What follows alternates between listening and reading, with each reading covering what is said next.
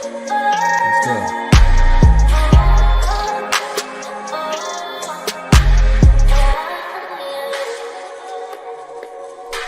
One way or another.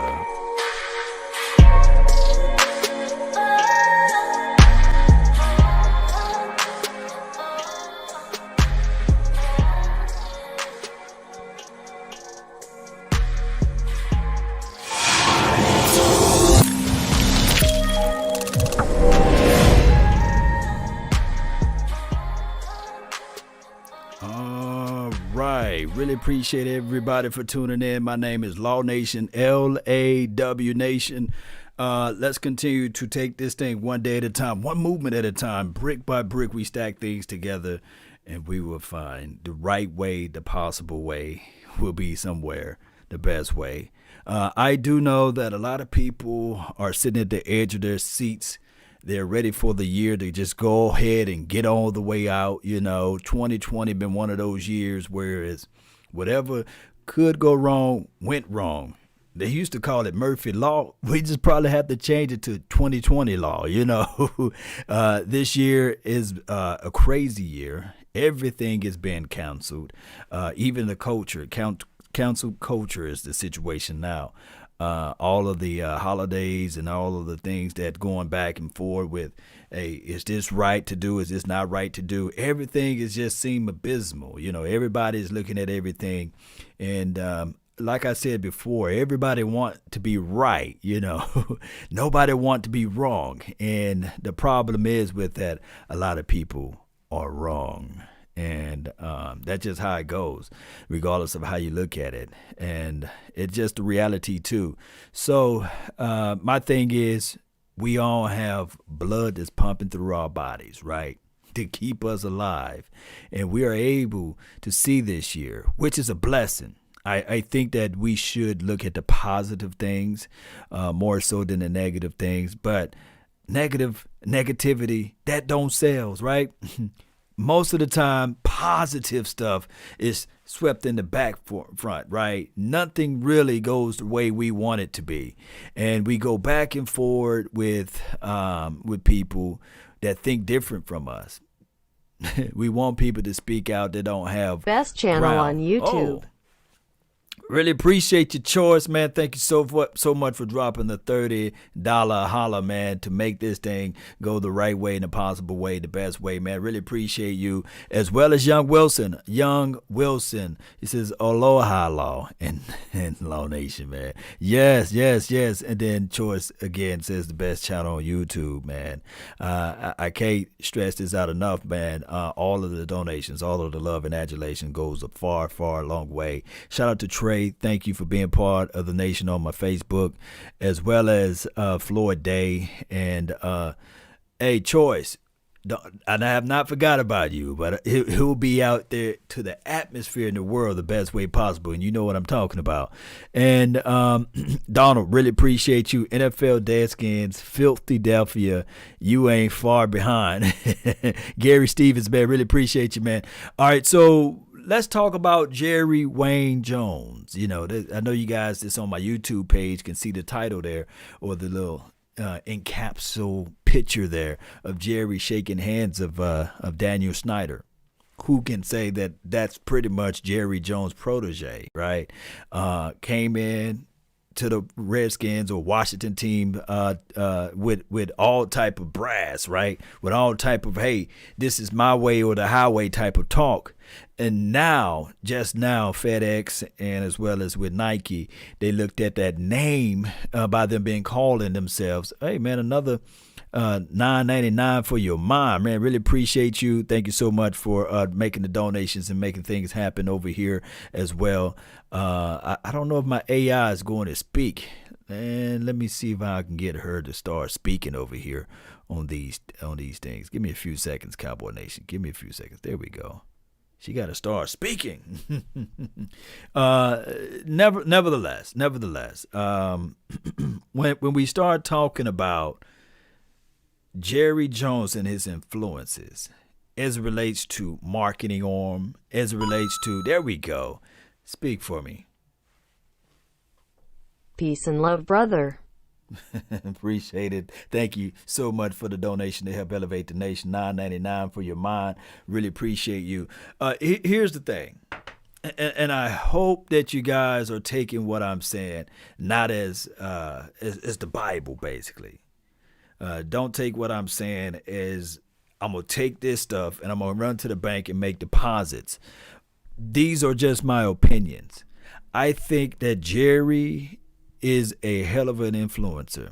If I can ever get 15 to 20 minutes with him talking about just marketing, talking to him about strategy, I think that I will come out a wiser man, right? Can anybody disagree? Can anybody disagree? I think that these owners are listening to what Jerry have to say, regardless of how or what they feel like as relates to his individual team success. They look at Jerry and say, okay, this is a guy, a wheeler and a dealer, a guy that risked it all drilling holes in the ground for oil. He was an oil guy, right? And he had love and adulation to buy a specific team. Guess what? Newsflash. It was not the Dallas Cowboys. He tried to put his money together to buy the San Diego Superchargers. That deal failed. That deal didn't go through. And when you really think about it, Jerry is from California. I think he was born in California, what have you. But he continued to go along his business way. And he said it was like 15 to 20 years later that he had another opportunity. The opportunity was to buy the Dallas Cowboys, our beloved team. That's why a lot of people say that, hey, we were Dallas Cowboys fans before Jerry Jones bought the team.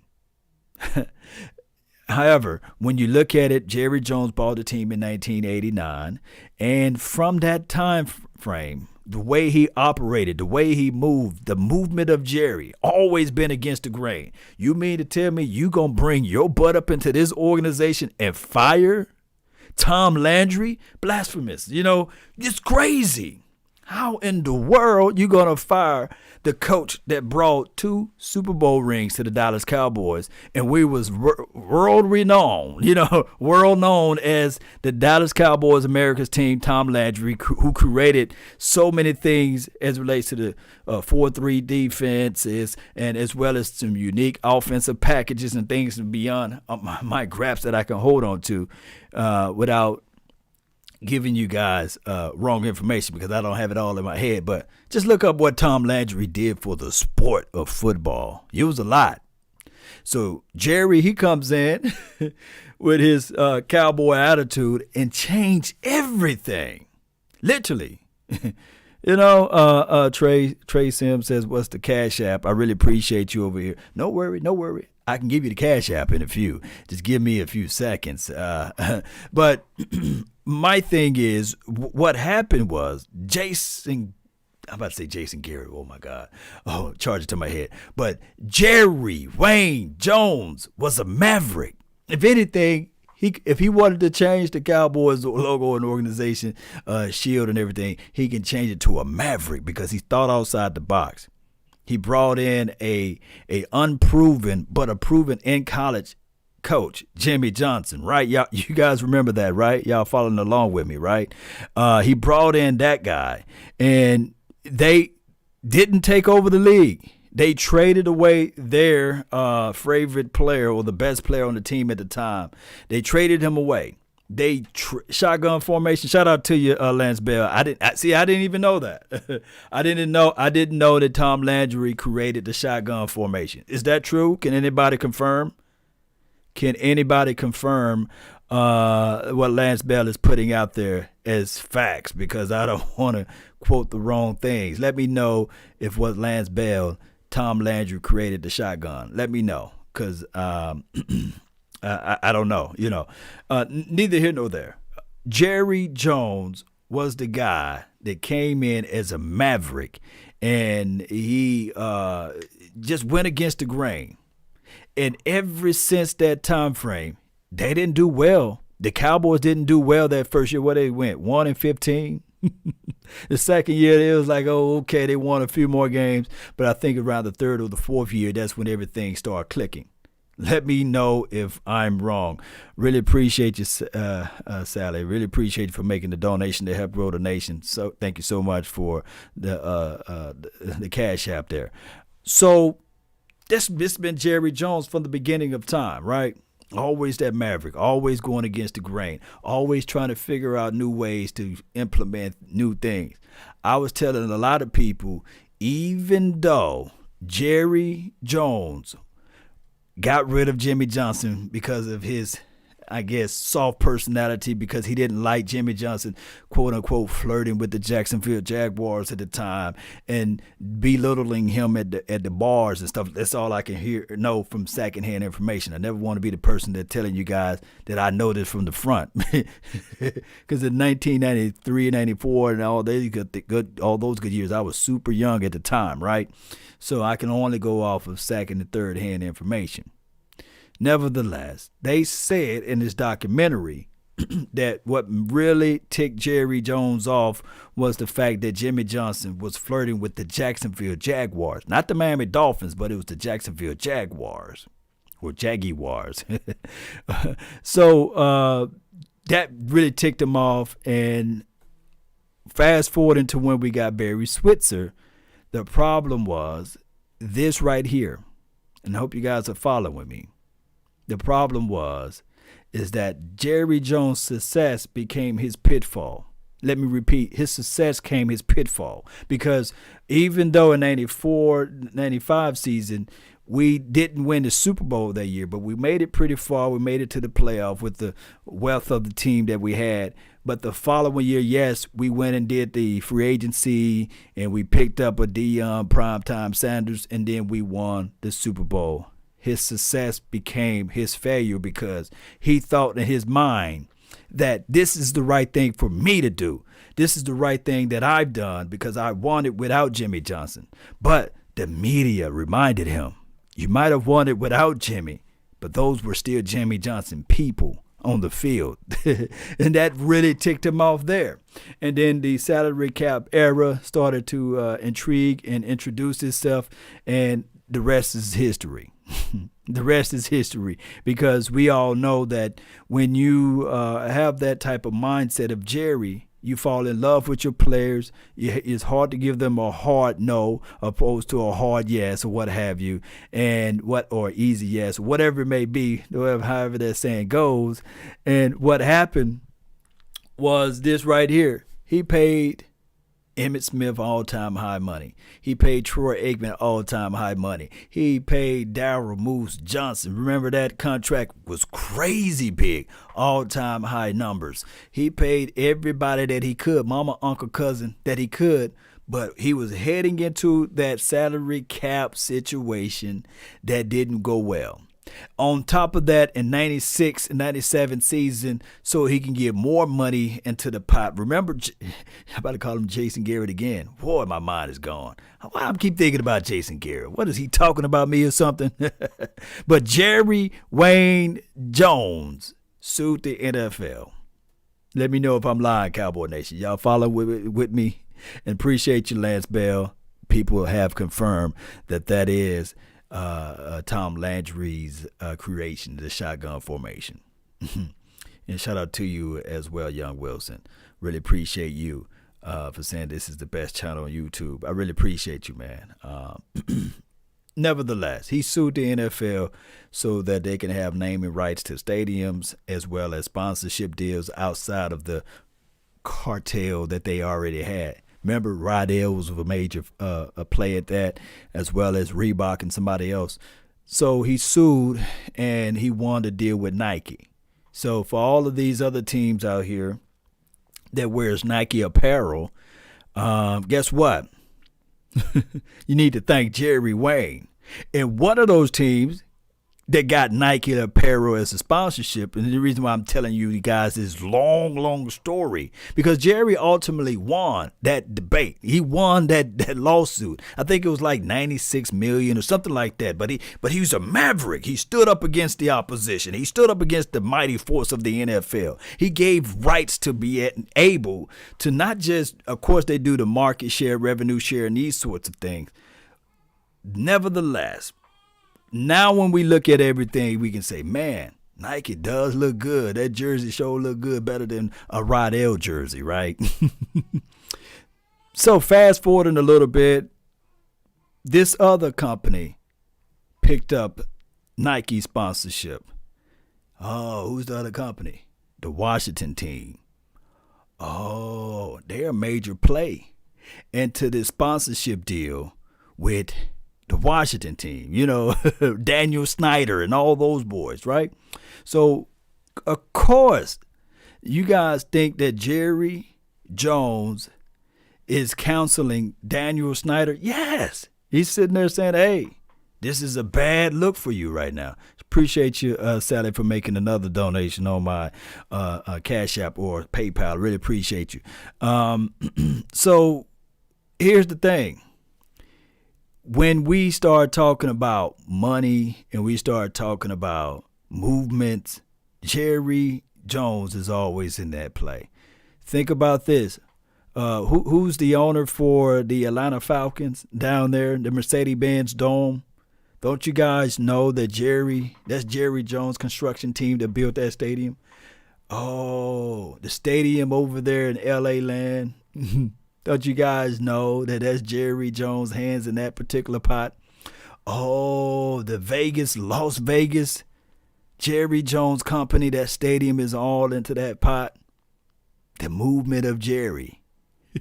And so many people are so focusing on the Dallas Cowboys, and we have not won since 1995 and 96. But Jerry Jones been winning.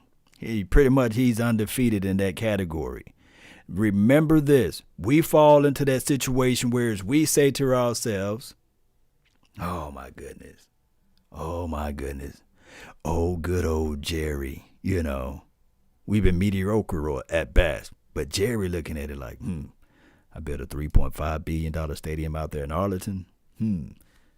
Oh, I built a $2.5 billion workout facility in Plano or Frisco. Oh, I got inducted to the Hall of Fame. Life good. Life good for me right now. I'm telling people, real G's moving silent. And let's be real, Jerry been moving in silence. He ain't even know how heavy foot stomp.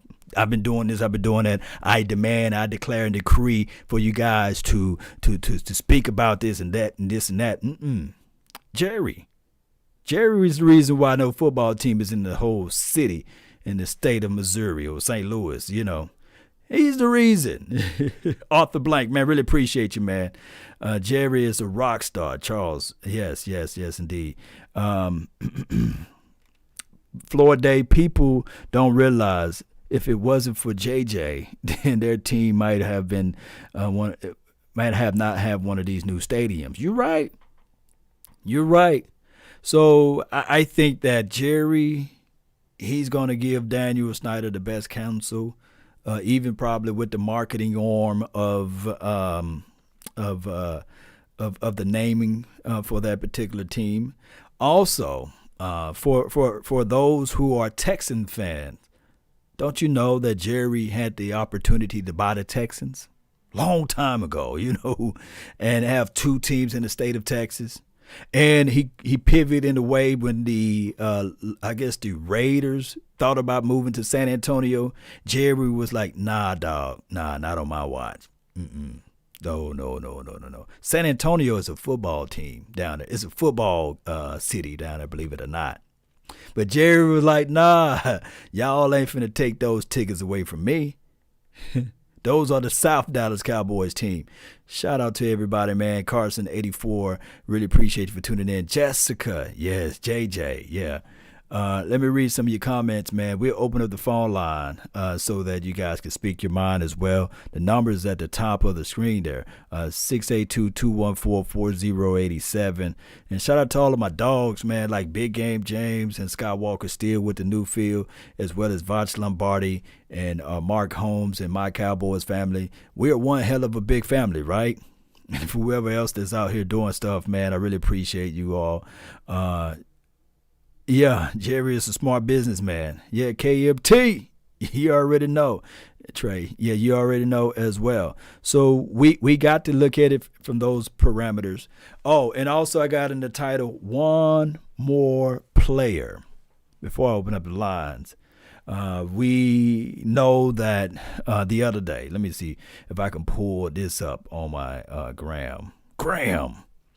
And we were talking about this guy, this rumor right here. Pretty much the Cowboys may have trade interest in the Cleveland Browns, David Njoku. My dog, Mike Fisher, I really appreciate his hard work and his love and adulations for this team or what have you. But he came out, and I think, let me click on his Twitter page right here. Really appreciate Mike Fisher, man. He's a good follow. Check out his work. Check out all that he does over here on Twitter and 105.3 The Fan and beyond. He came out, I think I'm on his page. I think I'm on his page. I hope I'm on his page. Okay. All right. So here he is right here. Mike Fisher, exclusive, right? Cowboys shoot down the rumor of trading for Brown tight end David Njoku. Here's where I wish that the Cowboys can play a little game with this. And I hope you guys are following with me when I say this. You shouldn't let your enemy or your opposing threat or anybody out there, the opposition, know your intentions. Always disguise your intentions. If you guys read this book called 48 Laws of Power, let me know which number of power I'm talking about. You should always hide your intentions, meaning that the Cowboys really don't benefit for coming out saying or giving information to Mike Fisher saying, hey, we never intended to have David Njoku as a trade option. No, you keep your opposition guessing. If anything, the Dallas Cowboys would benefit because it would stray somewhere else off the forbidden path, or it would make somebody else within the confines of the division pay too much for David Njoku. Or it could be your intentions all along to say, hey, yes, we're trying to get David Njoku, but no, we're not. But when you go and remove all doubt and saying to yourself and saying to the fan base, hey, we have no intentions of getting David Njoku. If you never had any intentions, better to not even say it at all. Let me know where I'm lying. Oh, Law, where can you pull up reference points where this would be a good way to put it? Well, I like to use biblical references, right? Everybody heard or read the story of Joseph, right? And if you don't watch or read the book, The 48 Laws of Power, was it the third law? This is KMT. Look, KMT, boy, you've been reading, you've been studying, you've been you've been on that grind for your mind type of stuff. Here's the thing, Cowboy Nation. In this particular book, there's this guy named Joseph. His intentions were to tell his brethren good things, but his brethren did not like him. His brethren was like, hey, you think that you better than us because you got this coat of many colors. And every time we do anything, your father or our father is always talking glowingly of you. They always saying that you are the amazing, the good son, basically. So you had a dream. Oh, you had a dream and you want to tell us that all of us is going to bow down to you? And we supposed to like this dream?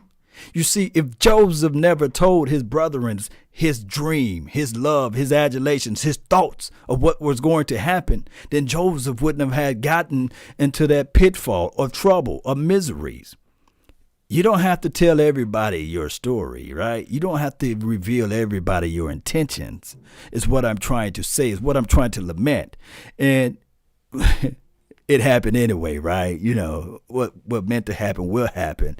Nevertheless, if you don't tell everybody your stories, it won't happen the way it was going to be happening. Lance Bell said, conceal your intentions. Yes, preach the pit to palace. Yes, Charles. Yeah. And, you know, even when you do tell people your intentions, don't tell it in a way whereas everybody else can be misguided, in a sense. And I hope I hitting you guys with the right facts. Sandy, really appreciate you. She said, shout out to you, Law. Shout out to you. Shout out to you. That's right. That's the right choice. People fail to realize even David, after he slew Goliath, that wasn't the end of the fight. When he chopped down and got Goliath down or what have you, Goliath had brothers. Do people know that? So in a fight, we have to understand that even and with our attentions, there will be other things to arise. Case in point, my grandmother used to say this right now, and she used to say this: there's people in hell with good intentions, right? Meaning that people had good thoughts about what they're supposed to do or were going to do, and it never came to fruition. My thing is, going back to Dave Njoku, and then we'll open up the phone lines, is this right here. I think that David Njoku is a good physical type of tight end. You can line him up on the line of the LOS, and you can disguise and line him up on the outside edge. I think that with David Njoku, he's a decent blocker. Not the best blocker in the world, but Coach used to say, hey, just get in the way. Slow down the opposition. And I think he can do just enough of that to be able to be a full threat. Not saying that he's going to go to the Cowboys, but what I'm saying is that kid brings in that type of temperament. Check out my film session on David Njoku. Shout out to you, Torres, man. Really appreciate you for making the donation to help grow the nation. Here we go. Really appreciate you, man. I guess I'm in front of the AI there. My thing is, with David Njoku, I think that even though we got a Blake Jarwin, and even though we got a Blake Bell, who I think that he can do some things similar, but not to the highest pedigree of a David and Njoku, because I love the fact that Blake Bell can block his butt off. I love the fact that he played quarterback in college and high school, so he knows where the soft spot in the zone, knows how to be the quarterback best friend, because he got that long length. He could like 6'5" or so. And I think that he will bring in some of that to the table. But it's kind of like Blake Bell, not Blake Jarwin, but Blake Bell is around, 80, and this David Njoku is around 88. So you get further and higher degrees, and then he's younger. So that's why I look at it in those parameters. I hope that you guys are understanding what I'm saying with that.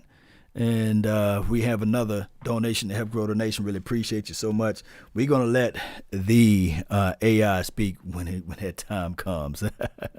Double tight end killed the opposing fees. Yeah. Really appreciate you, Lance Bell, for making the donation to help grow the nation on the Cash App, man. Really appreciate you. And is Njoku better than Schultz? Can he play special teams? This is from Charles. Let the AI speak. Correction, it was Howard Red Hickey who invented the shotgun formation in 1959 while coaching the 49ers. Wow. Uh-oh, Lance Bell.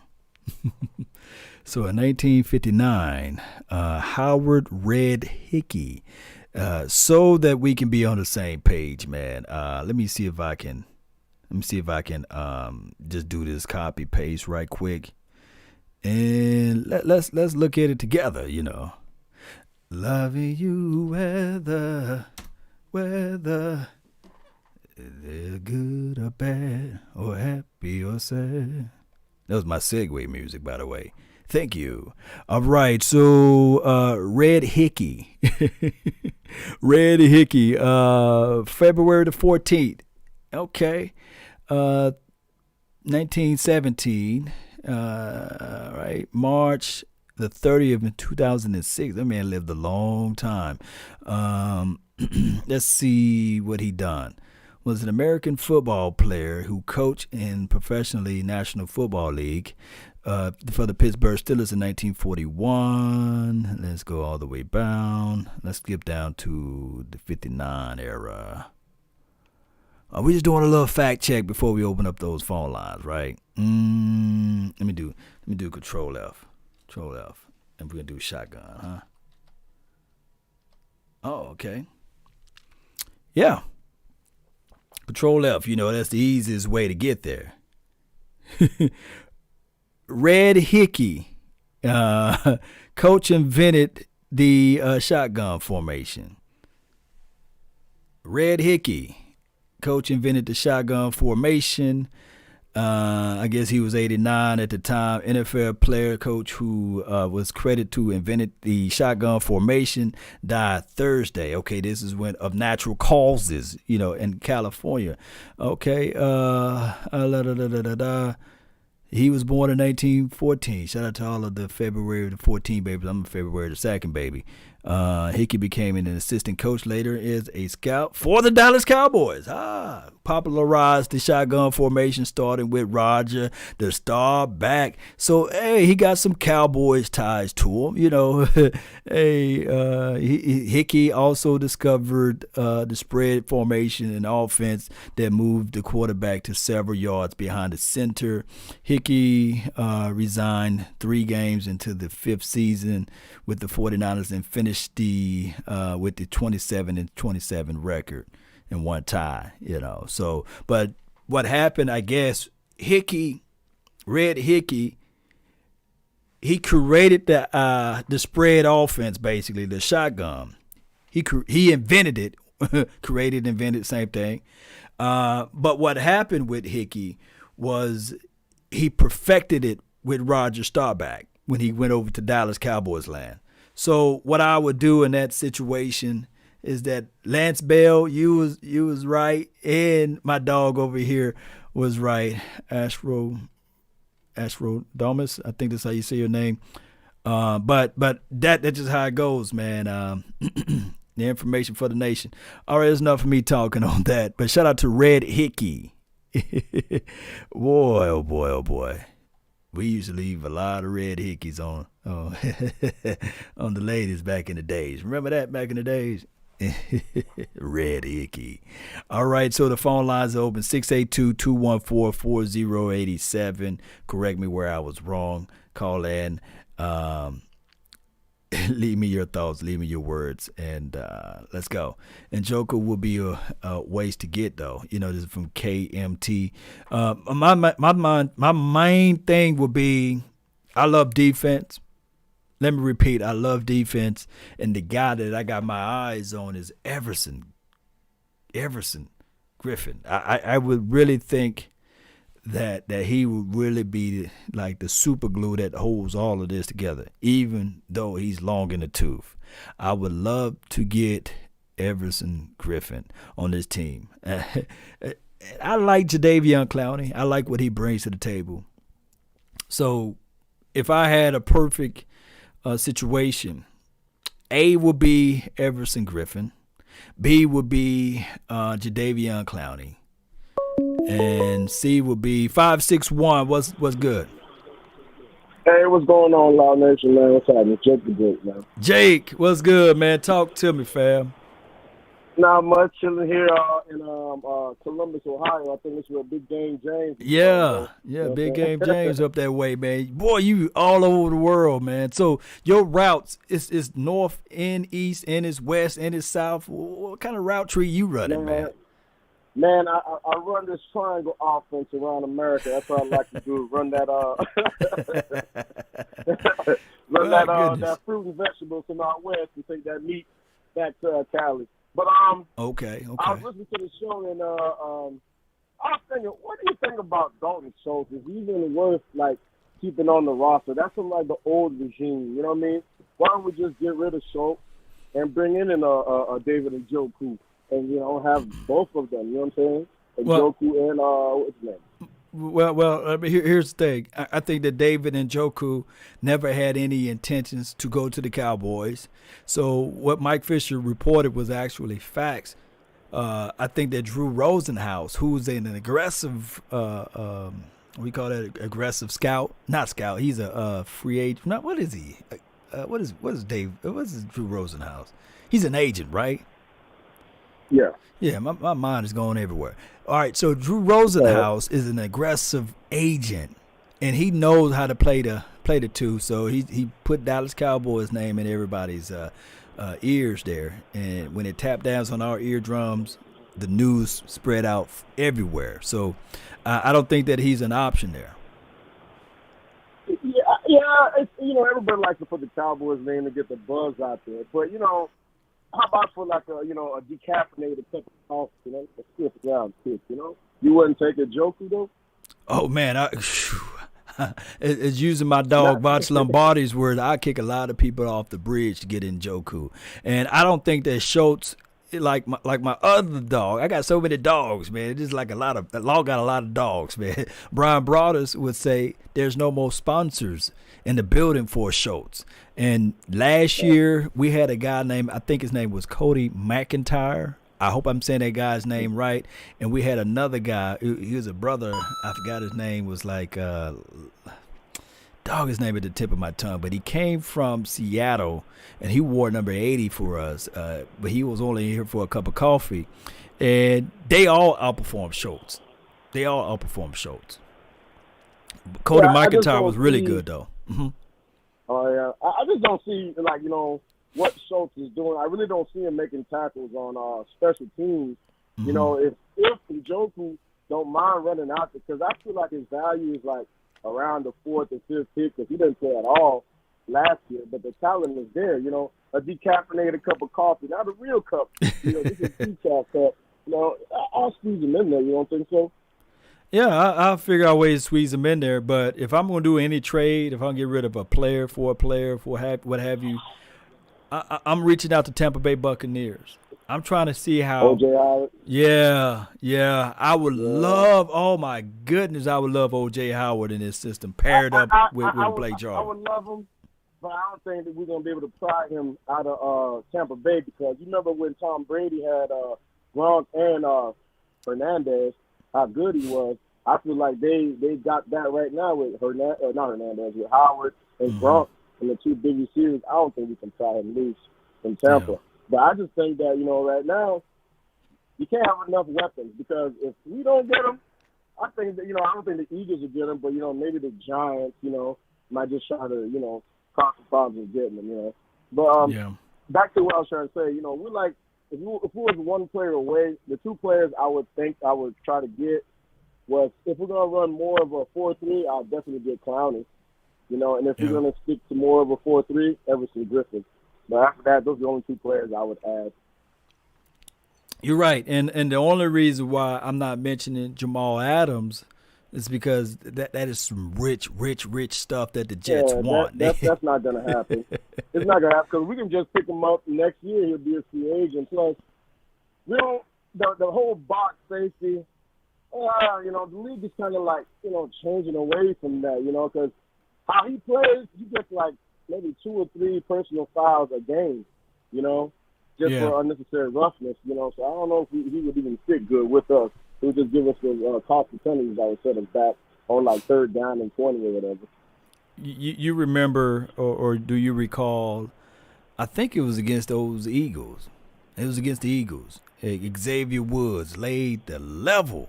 Boom on Alshon. And that guy fumbled. When he fumbled or something about like the 5-yard line. Yeah, and they call unnecessary roughness, hit on a defenseless player. And if you was getting that from Xavier Woods, you can only close your eyes and imagine how many times they will be flag happy against Jamal Adams with that silver and blue on. Man, it'll be a flag parade. Flag city. Last question I got.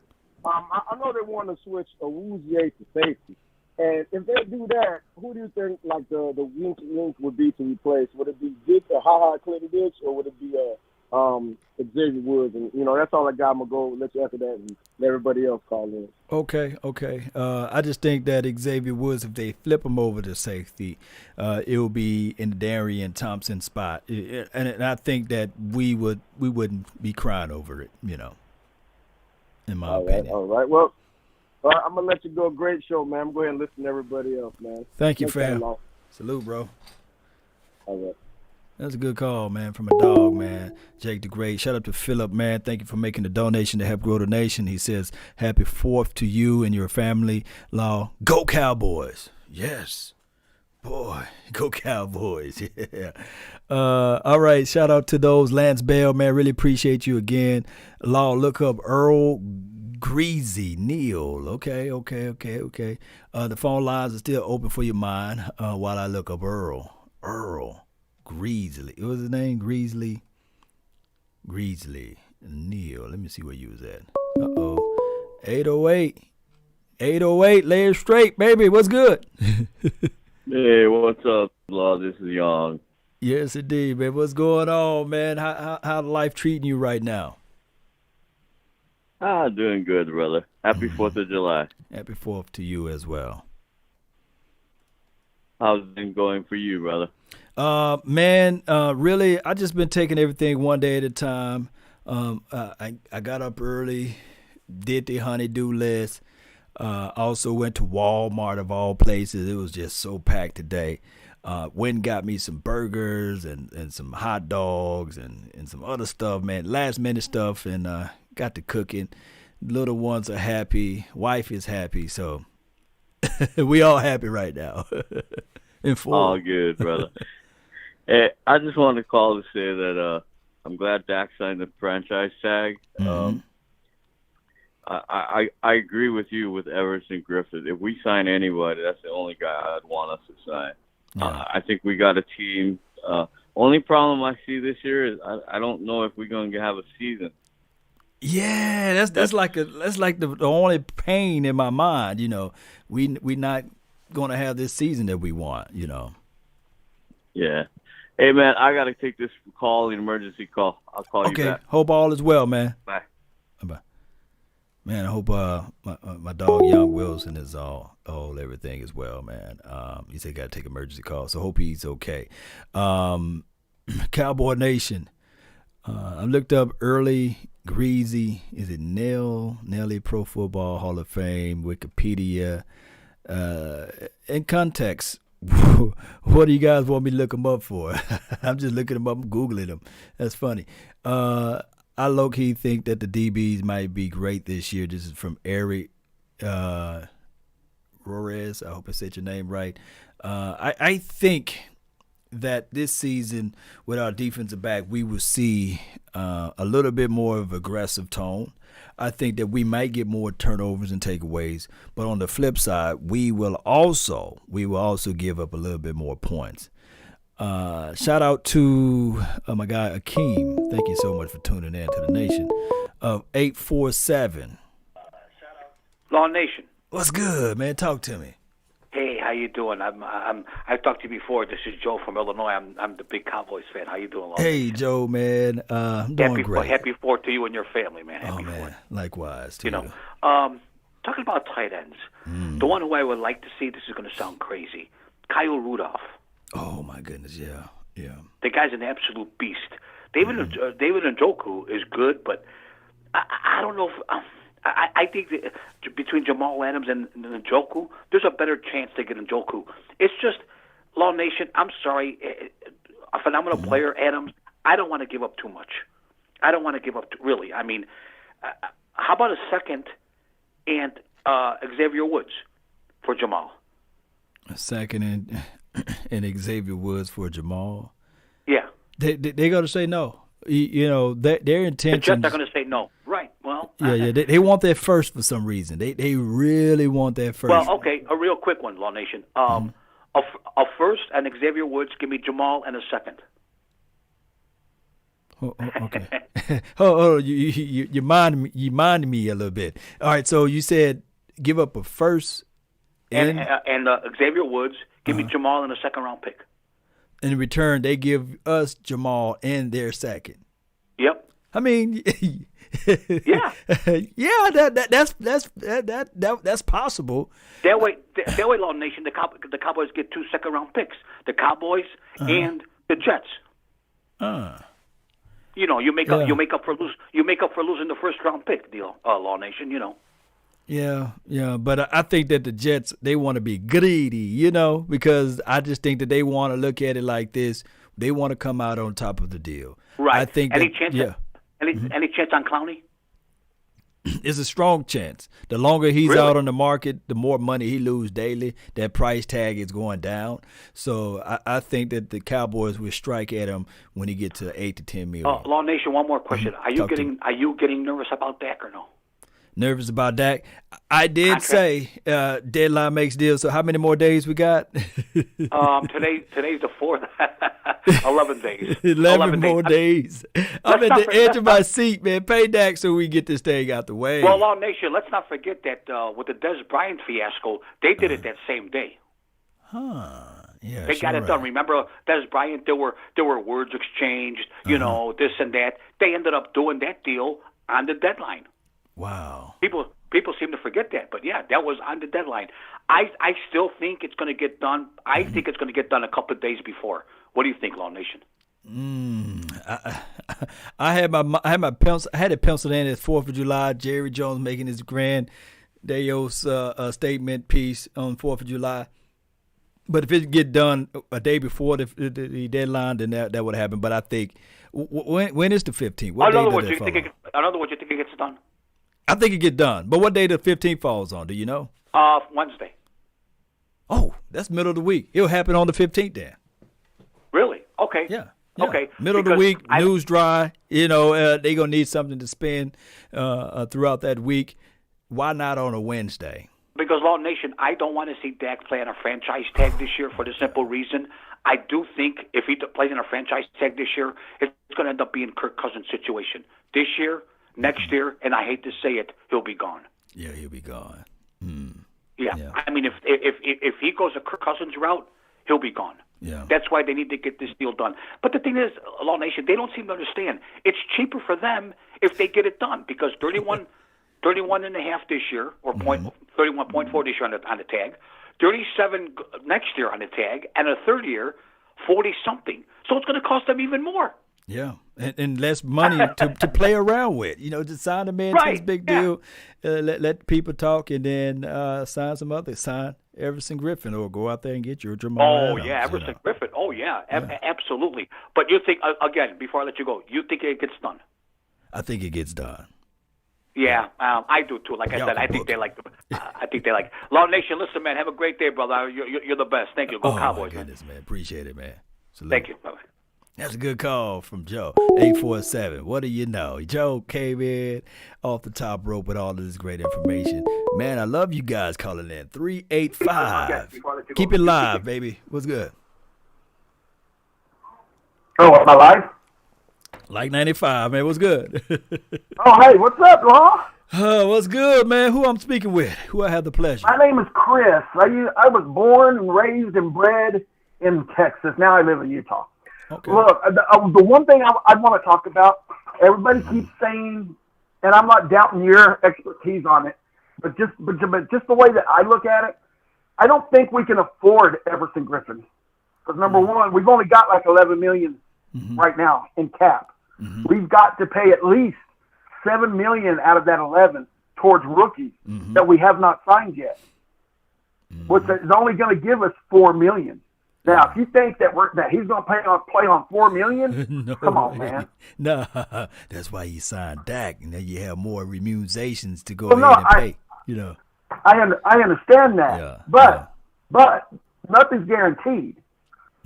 I know everybody wants Dak to get signed. I want Dak to get signed. Yeah. To be honest with you, to save us more money, and I don't want to have to lose some of these players because if he doesn't get signed, I have a feeling Crawford will be out the door to save that $9 million or $10 million that we would save on him by getting rid of it. Yeah, and here's the two things that's going on now.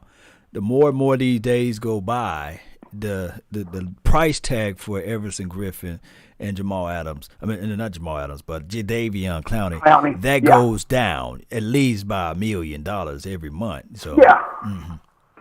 But, do you really think we need another defensive end? Come on. We are so defensive end heavy. And that's not even counting if we get Gregory back or Randy. Yeah. We've already signed Alden Smith.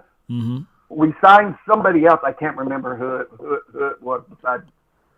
Well, you got. I mean, we're sitting on 5 or 6 you got a lot of unknowns there. We haven't seen Alden Smith play in 5 years. Randy Gregory. I understand that. Yeah. And then Tyron Crawford, he had 2 hip surgeries. So I think that the best thing to do would be always looking for somebody that can play at that spot. Well, I heard that they're planning on playing Crawford at tackle. Okay. My bad. He might be like a swing. You talking about Crawford inside? You talking about like at the 1 or 2? Okay. Yeah. I don't know, man. Crawford, he got to prove it to me now. He's been injured, Yeah. and with 2 hips. Those hips and those back when they go out, even the neck. It's like cause to pause, whenever you see those old commercials on TV and they see the old lady, she's falling because her hip, going out and these sort of things. They got that life alert. That's what I'm pounding on. Life alert for Crawford. We got to see something out of Crawford. And another thing, just let me say this real quick, and then I'll let you go. Talk to me. Oh damn! I done forgot what I was going to say. My bad. No, you're good. Yeah. I done forgot it. So, all right, bro. You have a good show. Happy 4th. Hope everything's good with you and the family. Most certainly, man. So y'all have a good one. All right, most certainly. Huh? I'm outnumbered over here, Cowboy Nation. I got 3 ladies and I'm the only guy. So y'all do the math, man. I'm outnumbered. I'm surrounded by ladies, right? And this is my piece. I come here to speak football and life journeys and bring in my thoughts. Shout out to Akeem Smith, man. Really appreciate you. Always shooting me messages in the morning. And I really appreciate you. Boxing, man. Really appreciate you on the Periscope. Thank you so much for tuning in to the nation. Happy 4th of July, everyone. That's what they are saying over there. What's up, Grassy Tim? What's good, man? He said, "Law, sorry I have not been here, bro, but been working a lot. Crazy schedule, but hopefully I be on now. Let's go, Cowboy Nation." Yeah, that's good stuff. Lance Bell says Blake Bell equals Kyle Rudolph. Oh, going back to Kyle Rudolph, he had 6 touchdowns last year. 2 of them was on us, right? Sean Lee was looking like a lost puppy against him. Twice, I believe, it was Sean Lee against that Minnesota Vikings game. I think he had 2 touchdowns and a 2-point conversion. Or it could have been 1 touchdown and 1 2-point conversion. Regardless of how we look at it. Rudolph is pretty good. I like him. I think that he's a faster Jason Witten. I think that he can extend his arms out a whole lot further than Jason Witten. Jason Witten had these like Tyrannosaurus Rex type of arms, but he'll catch it though. It don't fully extend, but Jason Witten will still catch the ball. But I think Kyle Rudolph is a little bit. He don't put up Jason Witten numbers, but he's a little bit better than a Jason Witten right now within the confines of his career.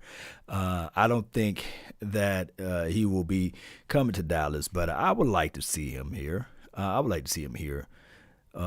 But if we roll with Blake Bell and of course we keep what we have, and then I like what we got. I'm just not a big fan of Schultz. Who is a big fan of Schultz? Put it down in the comment box. Mr. Wright saying he's playing Madden. Shout out to you, man. Sean Lee is starting to show his age, Law. This is from Akeem. My thing is with Sean Lee is maybe out in coverage is not his best cup of tea. Maybe, just maybe, they can just use Sean Lee as a blitzer, a pass rusher or something like that. I think Sean Lee still got some stuff left in his game, but if you got to corral and limit the snaps with him, that would probably be the best angle for a good old Sean Lee. Let me know if I'm wrong, Cowboy Nation. We're good at tight end. This is a Dak attack. I think we are. Low key, I think we are. and I just think that, of course, if you add in an Njoku, or if you add in a Kyle Rudolph, or if you add in an O.J. Howard, I think that would still be even better than what we have right now. And you match it up with a Blake Jarwin. You sit Blake Jarwin down and say, hey, this tight end committee will still be yours. We want to see what you can do with a full 16-week schedule. Bobby McLean says Dalton Schultz can go today. Brandon Rogers, man, really appreciate you. Schultz is not a Cowboy. This is Chris S. Oh, Schultz.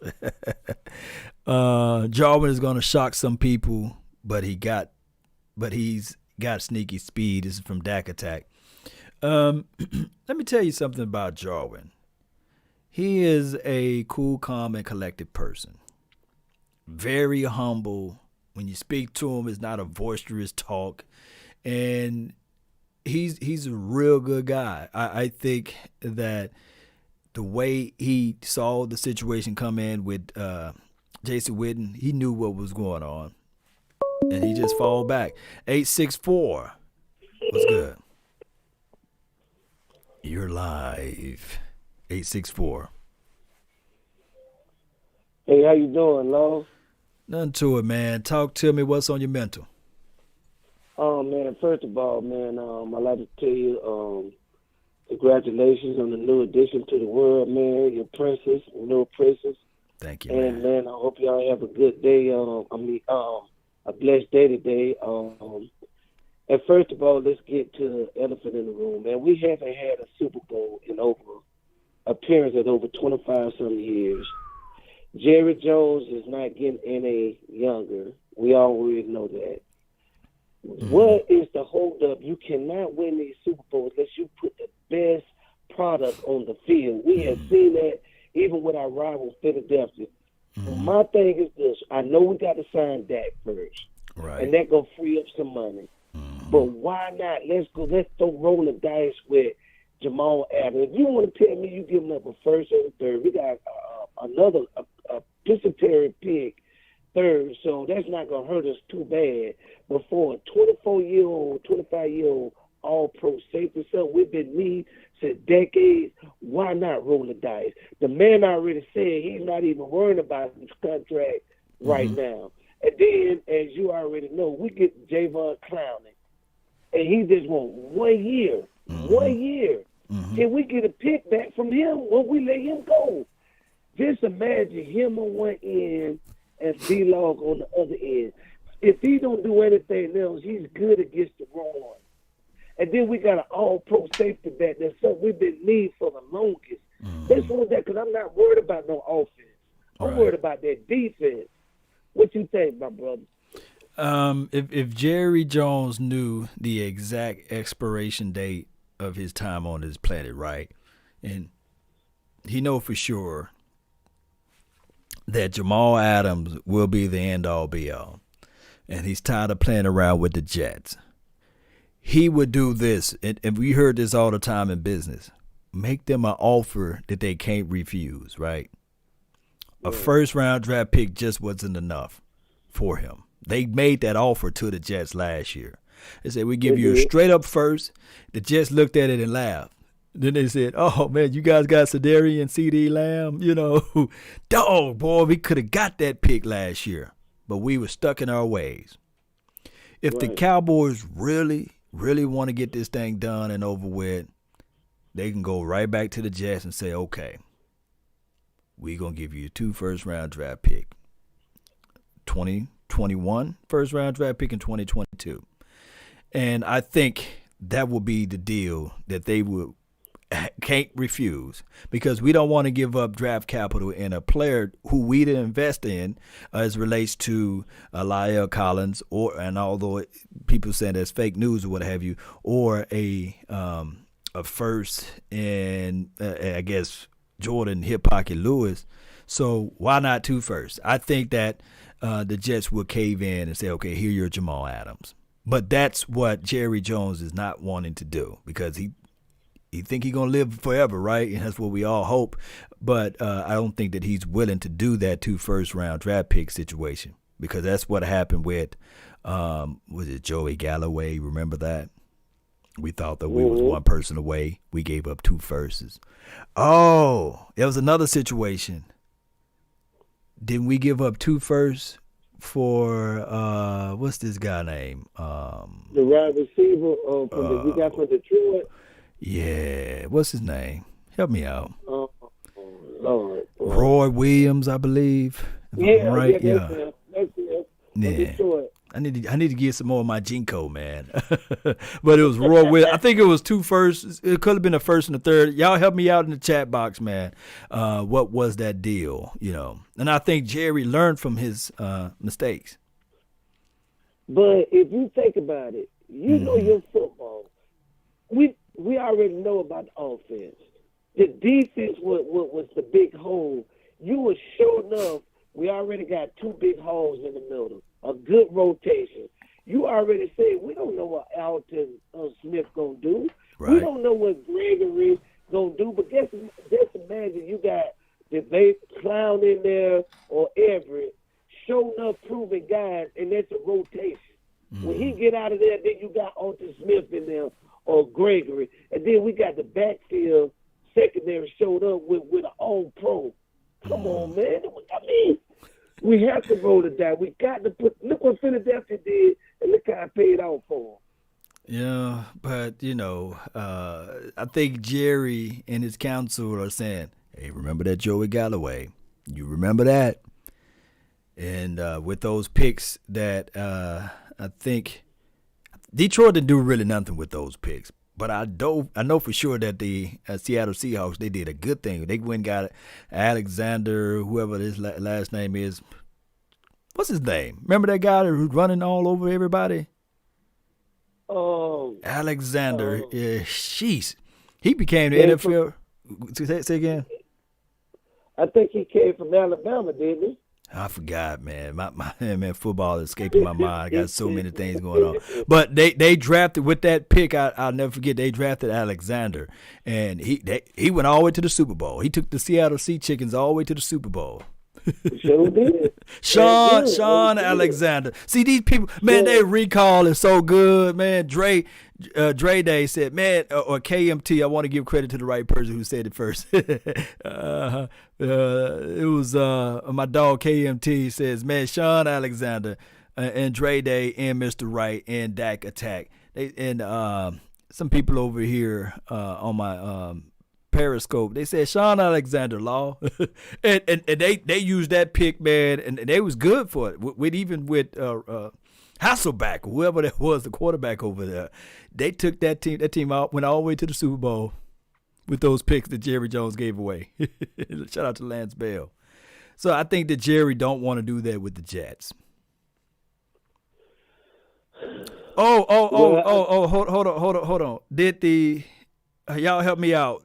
With the Roy Williams picks, when we got rid of him, did they get Megatron with those picks? Help me out. Let me know. And charge it to my head if Megatron was already on the team with Roy Williams. But y'all help me out.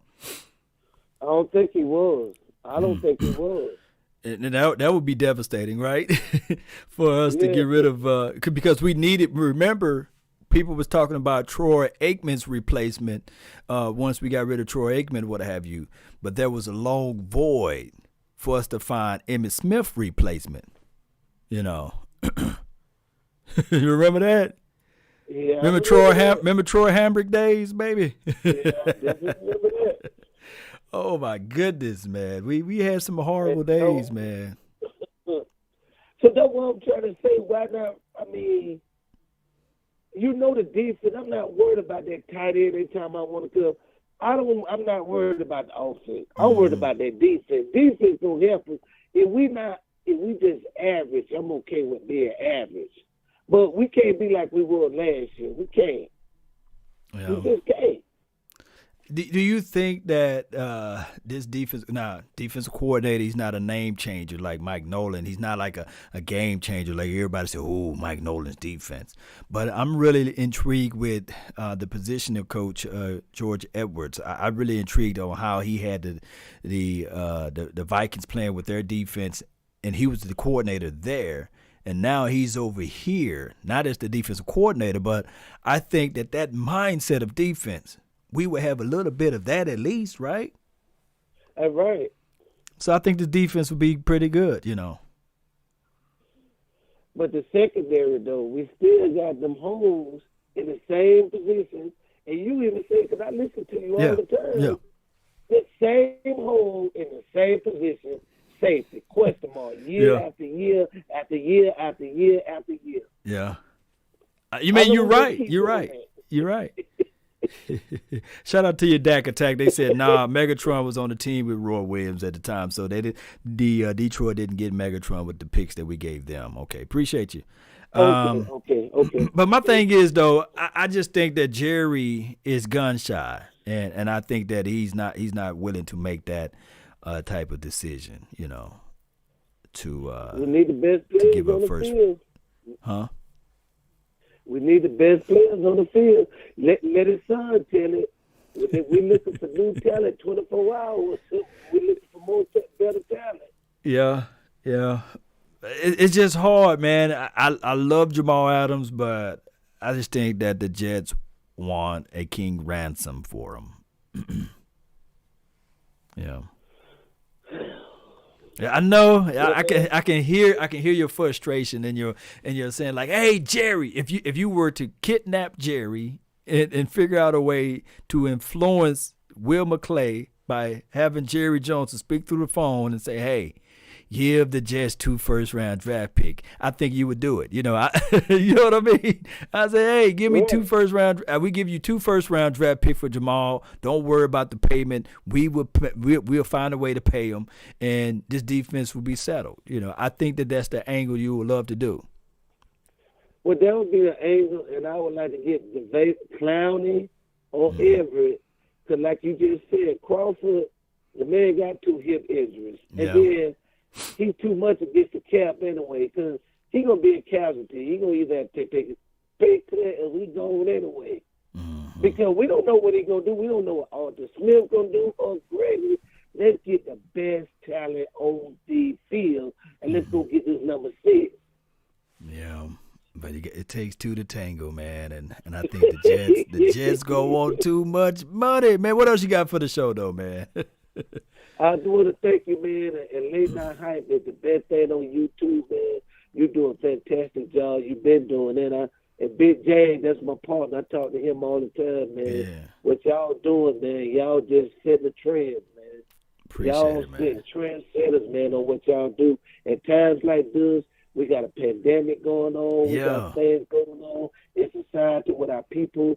And I'm African-American. Our brothers getting killed in the political thing. Mm-hmm. We can always come on networks like what you have, Late Night Hype, James and Skywalker, and everything that come together. They say 2 things bring people together, religion and sports. Yeah. And that brings us together with our Cowboys. And with that being said, man, you have a blessed day, man, and keep doing what you're doing. I'm out. This is KG. Appreciate it, man. Good call, man, from a dog, 864. What do you know? You know what I'm saying? Man, this brother hit all types of good stuff out there. And he's right, man. Unity is everything. 267. What's good?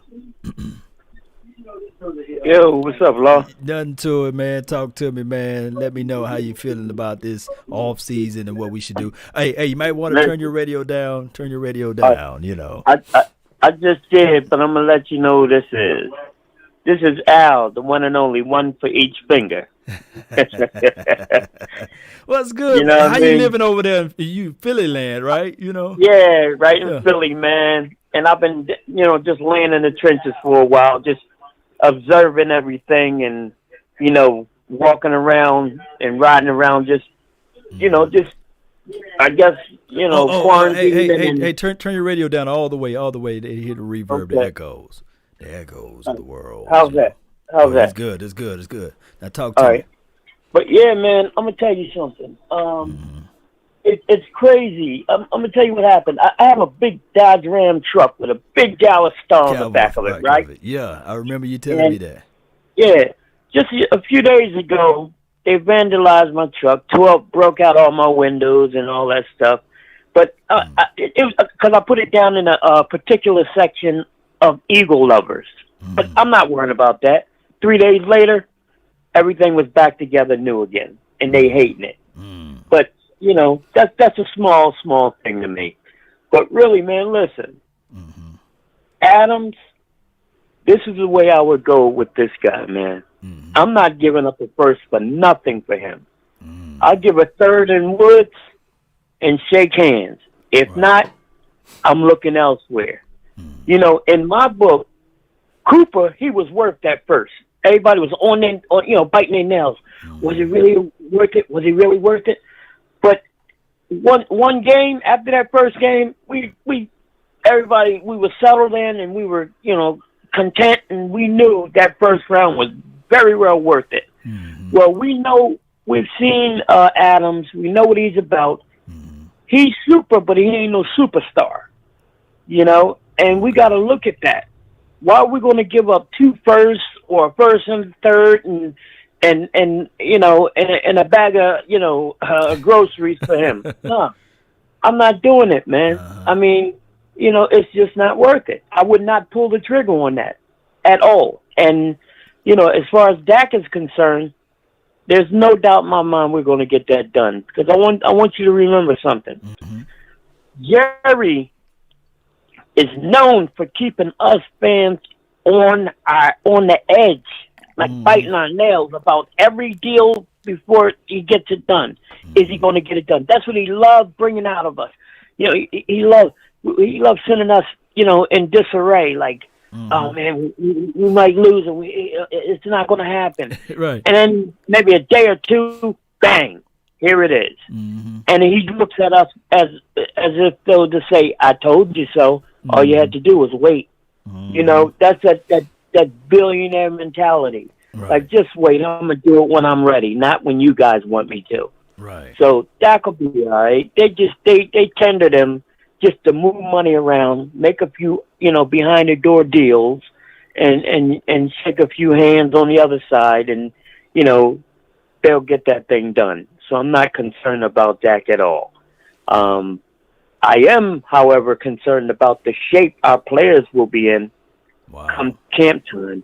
Yeah. And not only our players, the entire NFL. Right. We may see we may see them when I remember a holdout and the players came in. Do you remember that? That was years ago. It was a holdout and the players came in. They didn't show up for camp in the top shape that they'd show up in, like camp physique, camp stamina, and none of that. Right. They had to build that back up, and a lot of teams were lagging, and they shouldn't have been lagging. Normally, the team would come in after a few, preseason, camp, struggles and fights. They're back in action. They're hitting the routines. They're hitting the drills. But this quarantine and this whole thing with stay at home and this distance, social distance or whatever, I think that took a toll on everybody. And I think it's going to take time for everybody to hit that spark and then just start surging forward. The teams that were, right now, I don't want to be looked at as a Super Bowl contender right now.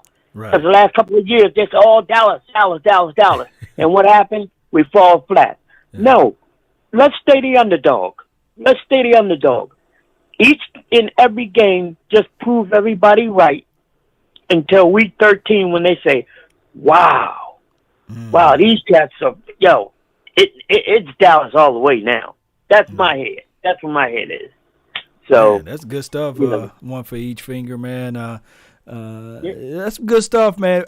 Like to fly under the radar, incognito, not worrying about this and that. And then all of a sudden we punch them in the mouth and we leave them with a raggedy tooth. You saw how we were so game ready in 2018. Hey, man, Cowboys can't beat the Saints. Remember that? Yep. And then D-Law said, listen, hey, I want you to know something. My not to interrupt you. No, you good. The video I made on YouTube about a week before that game, I said, everybody, I'll even email it to you if you want. I said, everybody, listen, Dallas, history shows Dallas owns the Saints. I said, the Saints are hot right now, but we're going to cool them down. I swear I got over 500 and something emails and comments back. Oh, we're going to put up a 40 burger on y'all. We're going to do this and we're going to do it. Yo, the next day, everybody was eating so much crow, man. I could hear them crowing like crows. Seriously, man. We did it to him. And I knew. I was very confident in my whole appearance, my whole aura. I said, we're going to beat the Saints. At home, I said, we're going to beat the Saints. We will. And you know what? And I hate to take it this way, but I'm going to have to take it this way. Shout out to you, Tyrone Church, for joining the membership. But I have to take it this way, Al. You remember this, though? Even within the confines of that game, they tried to give it back to the Saints. I'm talking about the officials. Yes, I'm glad you and I are on the same page, right? Yes. It wasn't an easy win. They tried to give it back to him, hand it to him, look, this is your game. Take it if you want it. Yeah. But we denied every chance. Yeah. No, sir.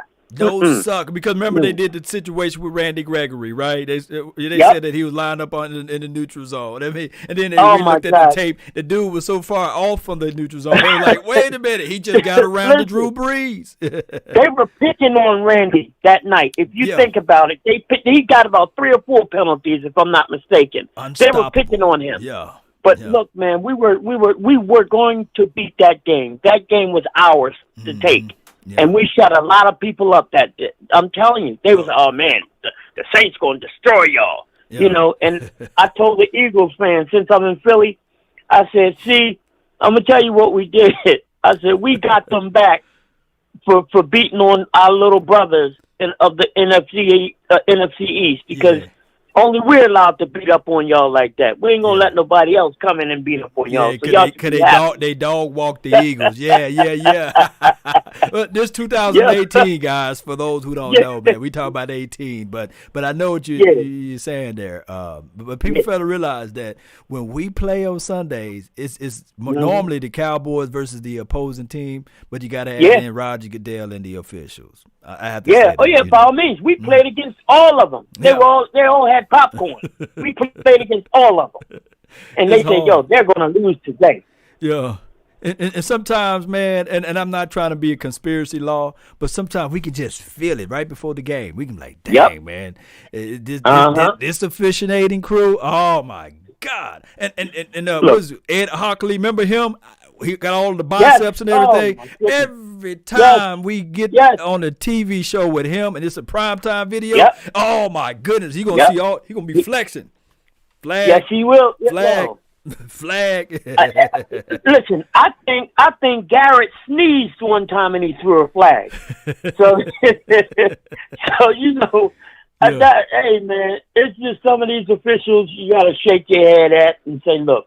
Yeah. Talk to Jerry about that extra paycheck if you want it, man. Come on, don't beat up on us. Come on, leave us alone. Leave us alone. You know, let us play the game, man. Shoot. Yes, indeed, but man. I'm telling you, man. I'm hopeful and I'm wishful for this season. Mm-hmm. You know, I love CeeDee Lamb. I like what he's about. The guy's hungry, and he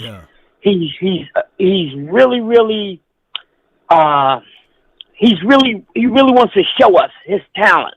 Yeah. And he really wants to get out there and say, look, y'all picked me and y'all gave me number 88 and I want to speak on that for a minute. Talk to me, man. We got nothing but time and opportunity, baby. Talk to me. Okay, listen, check this out. I was one of those hopefuls, and I'm going to keep it real. I was one of those hopefuls saying, you know, I really think Dez is going to come back. And maybe they'll put him, you know, maybe they'll make him a tight end, put a few pounds on him or something. Put, you know, third down threat. End zone threat, red zone threat, whatever. I was thinking somehow, some way. Mm-hmm. And Dez all along. Oh, I love Jerry. I love the Cowboys. I want to play for the Cowboys. And the moment CeeDee Lamb got that number 88 and Dez saw that door close, they crushed him, man. Then it crushed him. And then I heard the name calling again and dropping names, and then, you know, Jerry and them need to be at the march. And my thing was, whoa, you were in love with them first, man, and now that this happened, all of a sudden, this is how you feel, Des? I was a little taken aback by that, but let's look at it from from Dad's perspective. They crushed him, man. They crushed. They had some type of communication, and he was happy-go-lucky before the draft. He's like, hey, he said, hey, I got some exciting news for everybody. I got something to tell everybody. Just wait on it. And somebody had to tell him, like, look, dog. We finna put that 88 jersey on you, and you finna play with the Dallas Cowboys. He's working out with working out with Dak Prescott. He's hanging around with Ezekiel Elliott. Put it like this: do you see him hanging around with them now? Not at all. I don't even think he even acknowledges them anymore. They even gave him the same helmet. He just took the stall for it. You see him working out? Got the same helmet. Yeah, I know. But the star is going, and my thing is. That hurt him to the point where it hurt the diva in him came out. And, it's like, oh, this and that. And, now I'm hearing he may sign somewhere else, hopefully.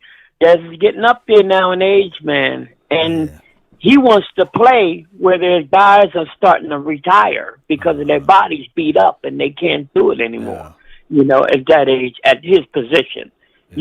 I'm not seeing too many 32-plus-year-old wide receivers out there, man, that's making noise. I'm just not. Yeah. So I think Dad should walk away quietly, try to do some analyst thing or, build his brand or something to where as though, he still has grace with him. And don't be remembered as a fool, but be remembered as a friend. That's all.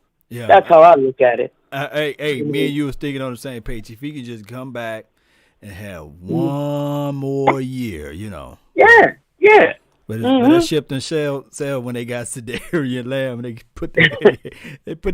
It's like, man, you wear my shoes, man. Jerry said, hey, Daz, I'm sorry, but I have to do this to you, my friend. Yeah. I'm sorry. It goes to Lamb. That's what he said. But Dez did took the high road, and and he congratulated Sedarian Lamb. He had no ill feelings with him, but But people know, people know. People know. They felt it. I felt it. He did that. Wear it and and prosper and do this and. But I felt that hurtness with that congratulations and all that. I felt the hurtness behind that. Yeah. And, I looked at him as, all right, well, okay, he's embracing that, but that should be it. But then, boom, 10 days later, here comes the noise. Yeah. So, hey, look, man, it's going to be, with the players we lost, it's going to be interesting. One of the things it's going to be interesting to see, like the Raiders, they went and shopped in our whole backyard, and they said, "Oh, I want this, I want that, because they knew, and they know what we have or had, and they figure, oh, we're going to make some noise with these guys. Jason Witten, he's a sleeper, but when I say sleeper, he always gets open, so we'll use him rotational, just to get us these yards and X, Y, and so forth and so on." Yeah. But I'm telling you, if we get in shape, add Pollard a little bit more than just running back. Don't make him a gadget guy, but put him out there wide receiver sometime. Right. And I guarantee you, people forgot about that. But you put him out there wide receiver sometimes and blow a lot of people's minds. I'm telling you, put him in the slot, whatever. I'm telling you, we'll give him that 1-2 punch. I just want to see him run one particular route, and they didn't do it all last year, and I'm praying that they will do it this year. Just put him on a wheel route. Just put him on a wheel. Just have him on a wheel. Oh, I got a play in mind that they can line up in pro, and they can have Ezekiel Elliott and Tony P in the backfield at the same time, and just send him on a wheel. Yeah, just send him on a wheel. Force that linebacker. I'll put all type of pressure on that linebacker. Man, I said the same thing, and I'm gonna tell you something. We'll beat him every time with that. Oh yeah. But I'm telling you, right now I'm hoping McCarthy bringing his whole just open the playbook, him and Kellen, and say, okay, this is what I'm used to doing. Mm-hmm. I'm going to shake this whole NFC East up. And when I shake it up, I mean, they're going to be calling me Big Papa of the NFC East. Because I'm going to run this thing and rule it and show them really how to play it. Yes, you know? Indeed, man. Hey, what engine you got in that truck? 6.2? I got the Hemi in there. It's 5.9. 5.9. Yep. Yeah, my old man, he looking for a truck now, and I told him he deserved it, man, to get one of those big old trucks. He got him a Vet right now, which is really nice. I remember I saw that one. It was in his garage. He showed me when he was showing his truck. Yeah. He was at his house. Yeah, I like that Vet. That's a nice one. Yeah, the Vet and that Mercedes, you know. But he want to graduate and he want to keep the Vet now. You know, it's a good model, good engine in that thing. I said in it, man, it make you go back. You want to put your seatbelt on. You can't just scoot that around, right? But he's looking at the 6.2 Denali, you know. I told him that, hey, man, you deserve it, man, because that thing, when you open the door, the doggone step ladder come out, treat you like a king. I said, man, once you drive one of those, you ain't gonna want to get in that Vet, baby. You're not. It's funny, man. I have it's my wife. Mm-hmm. She has a what is that? A C350 Mercedes, right? Right. And I got the S550. Oh wow. And you know, I barely drive that thing. She drives her C-Class everywhere, but I barely drive that thing because I'm a truck guy, you know. And when it's time to, let's say, go on an outing or something like that, and I get in the drive the Mercedes, I don't feel right, man. And then when I drive hers, I feel like I'm in a little shoebox. Yeah. But you know, it's and I still have somewhat of my football running back physique days. I'm at 220 at 5'9". So you know, but I train with it, so you know I'm good. Yeah. But it's just not for me, man. Give me a truck any day, and I'm cool. Truck, man. Especially with the you don't have to be the extended cab, but they got them with those hitches now with the computerized. Whatever you put on the back of the hitch, the camera can see on whatever's hooked up to that. I said, damn, these things nice, man. Yo, I know. I got the extended cab and with that little tailgate on the back of it. Yeah. And you know, I love my truck, man. I've had it since new, and you know, like I said, that's why it didn't take me no time just to get it right back. But they got something called Eagle Country, which is called Bridesburg in Philly. And I just happen to own a couple of houses down there, and I own a shop down there, a warehouse, where I keep my supplies. And I pulled out my truck because I was going to start driving it for the summer with my Dallas star on the back and my Cowboy logo in the front. But I pulled it up and parked it, and the next thing you know, my mechanic came around. He said, yo, I can't inspect the truck because all your windows are broken out. Oh. I said, what? And he said, you got flats, too. Wow. I said, no way, man. If I sent you the pictures, man, you matter of fact, I'm going to post it on YouTube. You post on YouTube? Yeah, let me see what them filthy did to your whip, man. Yeah, and look, they shot out, like, they must have shot it, maybe a small caliber gun or a BB. Oh, wow. And it went through one of the stars in the back window. I had it at the top left in the back of my window. And you'll see a hole through it. So whoever did it, they said, not around here. Now, I would never do nothing like that if I was in Texas, back home. Yeah. And then, you know, I see an eagle. Yeah. Yeah, I see a half-head bird on my block. You know, I wouldn't do nothing wrong with it. I mean, I wouldn't do nothing to this vehicle or whatever. But, you know, like I said, man, I shook it off and had it back up and running in 3 days. And they're looking and doing the chicken neck, turning like, wow, is that the same vehicle? Yeah. Yep, sure is. And it's still going to be the same. And when we win that chip, I got a system. I'm going to have my younger brother install the speakers, and I'm going to crank it up, we them boys, all night long, all day, up and down Broad Street, up and down by the lake. everywhere. They're gonna know me, bro. And then you're gonna say, one for each finger. one for each finger. A fix for that 6. Trust me. And then we got when we get hey, that's my whole name. And then look, when we get that 6, then I just gotta add something to it. Then get rid of that a fix for the 6, and then switch it up a little bit. Man. Number 7 in heaven. Here we come. Man, I really appreciate you for calling in, man. Thank you so much, man. Salute, bro. Hey, it's good talking to you again, man. Salute. Anytime, Live man. like 95, brother. Yeah. Live like 95. Yes, indeed. Good call, man, from a dog, man, 267.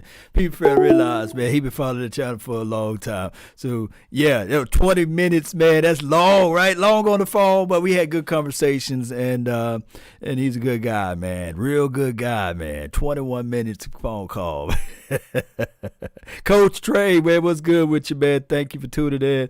All right, so we got somebody from the 806. You in the mix, man. You're live. Talk to me. Hey, this is Sally Lawyer. I'm just calling to say I love everything that you show, and I love your insight on everything you say, and I just want to say thank you for everything you do. Thank you so much for calling, and thank you for the donations to help elevate the nation. I saw that earlier coming right on in. I really appreciate you. Not a problem. But just keep up the good work, and I want to say happy 4th of July to you and your family. Thank you so much, Sally. Happy 4th of July. Anything else you want to say to the nation? Cowboys? Just say, yes, go Cowboys. That's what I'm talking about. Really appreciate you. Not a problem. Have a good night. You as well. Sally, calling in. Man, I really appreciate you so much for jumping in, and thank you for your love and adulations. Holding it down on the Facebook group. That's what I'm talking about. Lance Bell says, yes, on that wheel route. 2nd and 6, 35-yarder. Yeah. Oh, my God, man. On a wheel route. I see some 20 personnel we can start implementing. Now we don't have to have a tight end out there. If you want to have that one tight end so bad, 21 personnel. Think about it. Ezekiel, the main man, Elliott wears number 21, right? And we can just put that 21 personnel into use. Get Ezekiel Elliott out there on the field with Tony P. And you still have your Blake Jarwins, and you can still have some wide receivers out there. Maybe you can sub out one of the wide receivers, and this thing can really go. I think that we can get these things going in the right direction. That's a nice woman. This is from Boxing MMA. Really appreciate you so much. Yes, man, Sally, she's a wonderful person over there, and always watching in and tuning in to the show. And I could tell by her voice that she just wanted to give a little love and adulations. But I really appreciate her, for calling in. The phone number is still here. You don't have to speak for 21 minutes. You don't have to speak for 2 minutes. You don't have to speak for a few seconds. But you can always speak. 682-214-4087. And thank those who subscribing and following this page. Thank those who give support and show love. I really appreciate you all. All right, let's 828. Lay it straight, baby. Hey. You're live. What's good? What's up, bro? This is Wayne Jones. How you doing, bud? Wayne Jones, man. See, it shows something. They said Jay Jones. But I was like, man, the Jerry Wayne is calling me this time. That's what your call ID said. But what's good, though? Hey, I had something I was thinking. You were just talking about the offense. I was listening to a podcast this morning, and they were going over projections for the offense, individual players. Right. And all the projections were just a little bit under what they did last year. But I was thinking, if this defense improves at all, we're going to have more offensive touches, more possessions per game. And I was wondering if you've done a study on that, how it translates, how many offensive touches produces, more offense.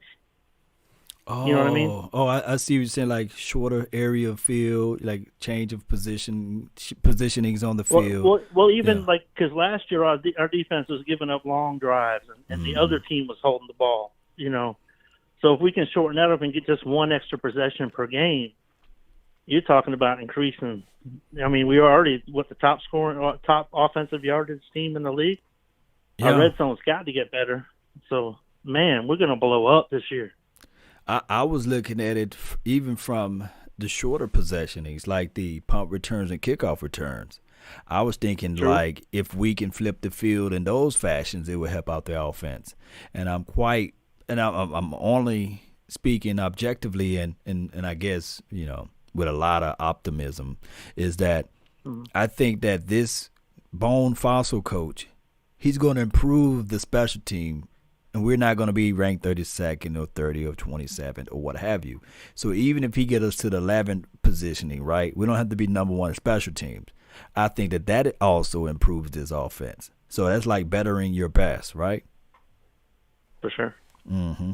And then special team also helps the defense, believe it or not, the punting unit, pinning the teams a little bit further back. So I think that situation can help us out. Yeah, and everything comes in cycles, and our defense has been so average for so long. Man, we got to explode at some point. We do. I think that this got to be this year just got to start, right? We just got to see somebody hit somebody and let this thing go, and hopefully we can have some better news down the line. And you know how it goes. It could be an avalanche. Oh, my goodness. Yeah. Yes, indeed. Yep. All right, brother. Love the show. I just wanted to say hey. Yeah. And thank you so much for calling in. Wayne Jones, man. Appreciate you. Salute, bro. That's a good call from the 828, Wayne Jones, man. Great insight. Been following the channel for I know for sure for a year. Always bringing in some good stuff to the table. Law, he hasn't signed the tender yet. This is from Akeem. Who are we talking about? Is it Antoine Woods? Is it Antoine Woods y'all talking about? I'm not even look.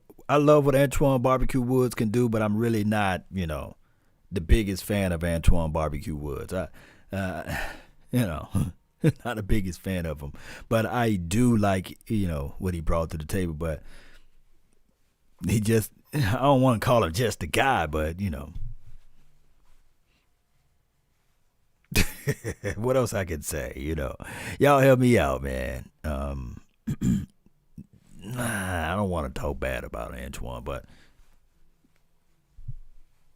if this jester can make anything goes into reality, just a guy, to me. And Griffin's too old. This is from Terrence Johnson. I don't know. I think that Griffin can bring us something, to the table. I always thought that Calais Campbell was too old 4 years ago, right? And Calais Campbell's still a dog out there. And now we're going to see him on the Ravens.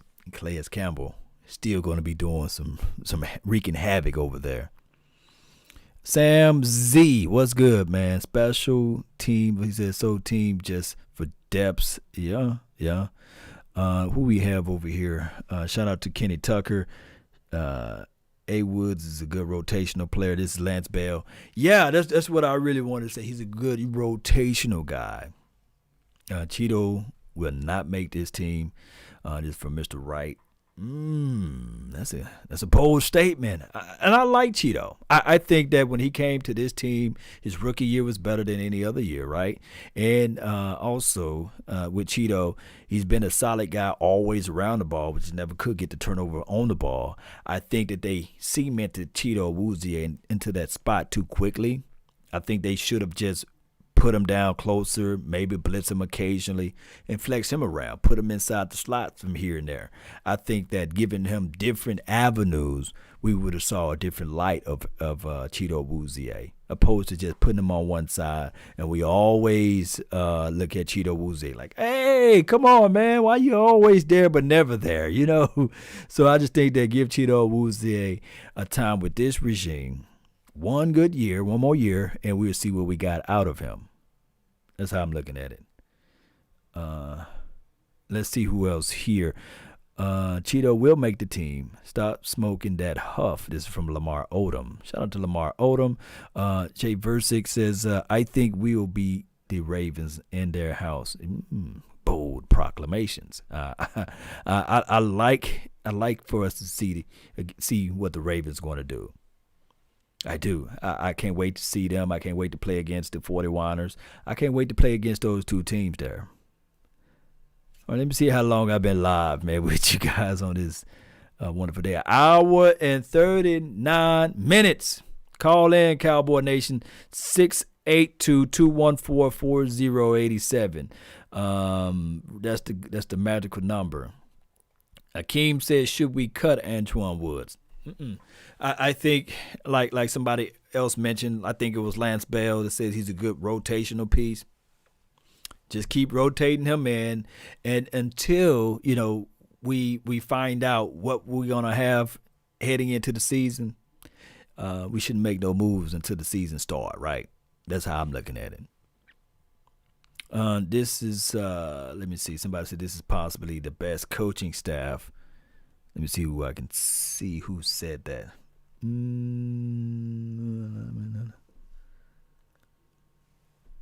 said that? I missed the stream this morning. Glad he this one. This is from KMT. Shout out to you, fam. 2 streams in a day. Who would have thunk it? All right. Whoever put that this could possibly be the best coaching staff, raise your hand or something. Let me know. This could be a situation whereas we looked at this thing and Law, what player could be your surprise cut? I would talk about that too, Lance Bell. We could look at this staff and say, man, Mike McCarthy sat back and he waited to get all of the right pieces. On the defensive side of the ball, I love the George Edwards. I'm not really high on Nolan, but I like the George Edwards for some reason. I like what he can bring to the table. Although he's not the defensive coordinator, I like what he bringing to the table from what he did from Minnesota land, right? From 2014 to 2019. I like what he was able to do there. So I like this defense already. All right, so and then if you think about Al, Harris, what he will bring to the table, and the other guy, the Maurice Lindquist, I like those hire moves. And Tom Sula, the no-nonsense guy that's going to help people shoot A gap, shoot B gap. Let's get upfield. Let's do some two-gap systems if necessary. And then also we're going to teach techniques. I like that. And we're going to put the best 11 out there on the field. I like that. My surprise cut for Lance Bell will be surprise cut. Tyron Crawford will be a big surprise to me because we know for sure that guy, man, he's been on this team forever. I mean, he's been cemented to the end, just like my dog Brothers would say he had sponsorship. So that will be a surprise cut for me. On the offensive side, Jameis Olawale will be a surprise cut. They paid the brother, and I think he got another year or so left on his contract. That would be a surprise cut for me because normally when we pay somebody, we don't cut them. That will be a surprise cut. Who else? Joe Looney will be a surprise cut. That will be a really surprise cut. Who else will be a surprise cut for me? I don't know who else would be. 585, you're live. Hey, what's going on, Law Nation? Nothing to it, man. Talk to me. Cool, man. This Tariq, man. You remember me from back in the day? We was talking about power. Collins. And if we was talking about power, and Tariq, we talking about Tariq. We thought Tariq shot his dad. Oh yeah. Oh, power. Oh, okay. Power, yeah. Oh, look, you know what happened, Tariq? I never finished Power because what they did was when they split the episode. I was bootlegging Stars. Let me be real with you. I was bootlegging Stars. Let me tell you, man. If anybody got a Stars account and they want to send it over to me, man, let me know. I can use your password and I can watch the rest of it. But what happened was I was bootlegging Stars. And remember they split it and they said, "Watch what happened next." And it was like, you remember that? Then they waited for the next year. Do. And I went to the lady. I said, "Baby, they gonna cut it in half." And she said, "What?" And she got pissed off too because they got us all the way to the rope when Jamie got shot and he fell off the balcony. and they showed a little piece of the episode of everybody, you know, making the confession in the confession room, and we just said, man, forget them. They on that crazy trip. So we never watched it from there. And we oh my bad, I didn't mean to spoil it for you, man. Go ahead, and tell me who shot Ghost, man. Just tell me, man. Forget it. It was his son, Tariq. It was you. It was Tariq. Yeah, he shot him, man.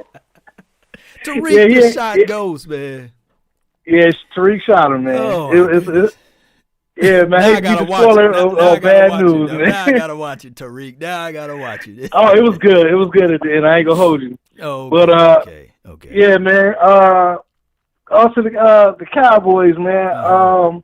My thing about this year is I think that we gotta let them dudes gel as far as coaching staff and the players. Mm-hmm. And honestly, if we have a season this year, the best I'm gonna give them is probably 10-6. You know what I'm saying? Me personally, because I feel like they gonna have to find who's good at what, because we got so many different pieces, and we still looking to add on. And as far as Dak, I feel like Dak, they need to go playing with his money. Let's go ahead and pay the brother, man, because he been growing. You know what I mean? He's been growing every year. You know what I mean? It's like, what more can we ask from the man? You know what I mean? Just give him a defense. Give him a defense in the special teams, and we can do some things out here. Right. You know what I mean? I think we can win them close games that we was losing by 1 or 2 points or 7 points. I think because Dak, I got a lot of confidence in that dude because he has something in him that you can't teach, and that's heart. You know what I mean? He has a lot of heart and grit, and he's always willing to fight to the end. You know what I mean? Now, the rest of them guys, I don't know. To me, I'm glad that, you know, we got Jason Garrett up out of here in the old way. Now it's time. Let's build a culture again about the Cowboys. You know what I'm saying? All that showboat and then everybody want to show out, and when they make one tackle or we down about 30 points, but people out here swiping and you know what I'm saying? All that showboating, like, that's unnecessary, man. It's like you're not showing the real love for the game. You know what I'm saying? The real love for the game is to get in there and do your job. You know what I'm saying? If they beat you, they beat you, but as long as you know you left it all out on the field. Yeah. Some of these cats just want to make money instead of doing their job on the field. So that's my problem. But honestly, to make a long story short, I think it's going to be 2 years for us before we really started seeing a real turnaround with this team, if you ask me personally. I'm not willing to put all my eggs in one basket for this season, if we even have a season. Mm-hmm. But I don't think it's going to happen that fast for us. Well, let me ask you this, and I'm just going to pull these reference, and I know that these teams are built differently. How many years did it take Denver Broncos to change around when they got Peyton Manning? Was it 2 years, or was it that 1 year? Because I know they made it to the Super Bowl, but they didn't win the Super Bowl. Didn't Peyton Manning go to the Broncos? I think it was like 2 years. It took him 2 years. I think 2 years. I think it took 2 years. Did they go to the Super Bowl that first year, and they got beaten mollywopped by the Seattle, or was it 3 years? Y'all help me out in the chat. I think it was because they played Seattle and they played Cam Newton too in the Super Bowl. They won that one. They got drugged by the Seattle, but they was one-sided team. They was all offense, no defense, right? Yeah, before they got DeMarcus Ware over there. Yep, you're right. It was 2 years. 2 years. It was 2 years. I think it was 2 years, and they made it to the Super Bowl. Was it back-to-back Super Bowls? Y'all help me out. Did they go to the Super Bowl back-to-back? I don't think it was back-to-back. I think it was like the other year behind. Like, I think they went 1 year, then the next year I think they didn't go. I think they went the year after that and played Carolina. Because I think, if I'm not mistaken, I think they got drugged by Seattle, though. I do give you that one. But yeah. I just think, like, yeah, go ahead. No. I'm just thinking. So it was a total of 3 years then. Y'all, I know people want to know. But that was one team that I want to throw out there. And there was the other team. I hate to bring them up, but I got to bring them up. It took 2 years for the Philadelphia Filthy Eagles, right? Yes. When they got rid of Chip Kelly, they brought in Doug. He was new. He went 7 and what? They went 7-9. Then the following year they won the Super Bowl. Yes. Culture change. Culture change. So that's the only thing that changed. That's what we need. Because me personally, I'm gonna be honest with you. I'm just done with the showboat one. I don't care if we lose every game, but as long as I know this team is not already trying to showboat and trying to be Hollywood Cowboys. I just want to know. I just want to know from your opinion, Tariq. Do you don't think that this team have the ability to change it over this year, but next year they do, right? Or the following year? Yeah, next year. Yes, I give it the following year because he has to put. I feel like McCarthy has to put his print on his team because you still got some of Jason Garrett guys in that locker room, and some of them might think that stuff they pulled the last couple of years is gonna fly, and that coach and that coaching staff is gonna care about whatever you're doing off the field. I don't think they're gonna just let not to call Jason Garrett was like not to call him soft or nothing, but he clapped too damn much for me, and he was getting people with pats on the bus when they did bad plays and we was getting scored on. I'm like, come on, man! Like I look at it like this: people can talk junk about like Pittsburgh, but Pittsburgh and I hate Pittsburgh with a passion. I got a lot of them up here in Rochester, New York. Can't stand them. But anyway, that's beside the point. Their culture never changed about them. They always gonna have a good defense, and they might have a so-so offense sometimes. But you know that defense gonna come, even if they're a little sorry themselves. But you still gonna have to come in there and play your A game all the time. And when you come into Pittsburgh, you know what I mean? Or when they leave, it's just their culture. You know what I'm saying? They never change their culture. Us, we got too Hollywood. It's like lights, camera, action every time you look at the Cowboys. I don't understand that. You know what I mean? Yeah. You got the best of everything, but y'all dudes is everybody trying to look out for their brand instead of let's win these games. Let's try to make it to the Super Bowl and win something that matters, that counts at the end of their careers. You know what I'm saying? Don't get me wrong. I want everybody to get paid. Yeah. But at the same time, give the people what they really want, and we won a Super Bowl. Yeah. Coach Trey said the Broncos lost Super Bowl 48, and then they won Super Bowl 50. So, yeah, that was a good little spell there. But their philosophy and their culture did change when they put defense around Peyton Manning, and I think that what made him go on that little Super Bowl run. Then say Peyton Manning, when he retired, it just went away. So I feel exactly what you're saying. The culture may take a minute. Realistically speaking, I'm trying to figure out. He ain't got that long, though. Yeah, he ain't got long, though. He ain't got long. McCarthy ain't got long. Yeah, McCarthy ain't got long to prove. How many years you think Mike McCarthy got? How many years you think Mike McCarthy got? I give him three. And the first two better be almost good, almost perfect. I'm going to tell you like that because I know Jerry is not going to be sitting around waiting like he's been waiting for Jason Garrett to get it together. I don't think this is type of party. I think this man got to come in here and show that he deserves to be the coach of this team, and we're going to turn this thing around because we got the pieces. We had the pieces, but everybody got quit. You know, everybody got to get serious. And the people that's not serious, show them the door. Yeah. Well, let me ask you this, get them up out of here. From a cultural aspect, and you said the Steelers always had an established culture.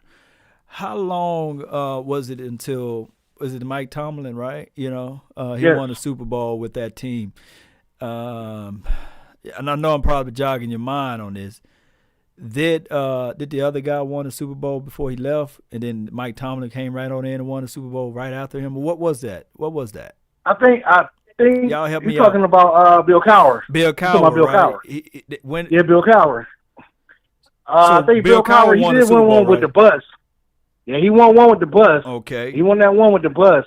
And I think it was like a year or two after Cowher left that they won that Super Bowl. Who was that against? Arizona?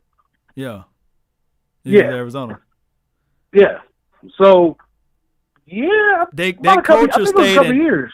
the culture stayed intact, but how long did it take Mike Tomlin to win over that particular team? That's all I'm trying to figure out. Like, I think it was like a 2-year period. 2-year I think period. it was 2 or 3 years. 2 or 3 years, he won a Super Bowl.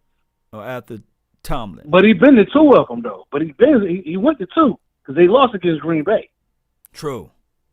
So he's been to 2 Super Bowls. You he won one and lost one. See, Tyreek, believe it or not, you got me doing some homework now. What I'm going to do is I'm going to look at probably from the 90s, 2000 on back because the 90s don't count. From the 2000 on back, well, it's going to give us not that much of a homework assignment because the Patriots' dominance. But I'm going to look at new coaches or transition coaches and how long it takes for them to turn over a franchise to win a Super Bowl. The quickest one so far off the top of my dome is the Eagles, right? It only took them a year and a half. Yeah, I would have to say the Eagles. Believe it or Definitely. not, I hate to use the Eagles, but they are the quickest one that I can recall.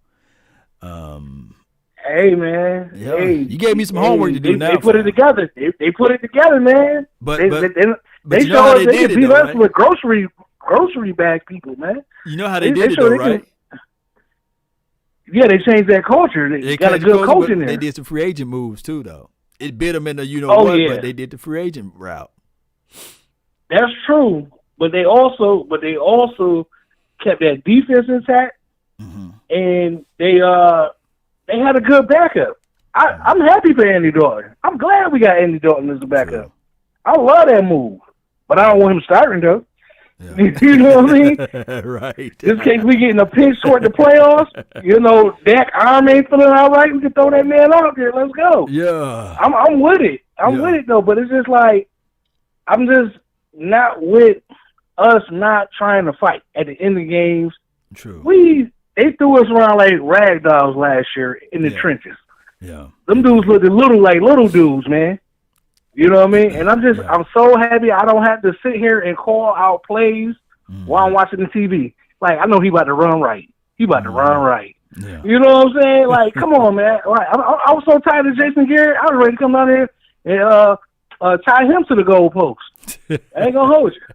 You know what I mean? But I got a lot of love for that man too. But I'm just ready for this thing I'm just ready for this culture to change with this team, and I'm tired of being the laughing stock of the NFL because it's like we'll get to the playoffs and something fluky will happen every time, or we not getting calls, or I'm just tired of being that team. Like, why we can't do what Kansas City out here doing?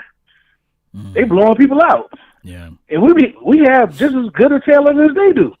Man, we shall find out, man. But that Travis Kelce, man, sheesh, that guy. Oh, I'm glad we got Twinkle Toes. I'm glad Twinkle Toes over there with the Raiders, and I got a lot of love for Jason Witten. But come on, man, I'm like, this dude derailed a lot of cats' careers over there in Dallas, man. When he could have been sitting down or coming in, he didn't let these young dudes come in and do their thing. Yeah. Every time somebody lead the Cowboys, they go to another team and win the Super Bowl. Look how many guys left our team and went over to the Kansas City Chiefs and won the Super Bowl.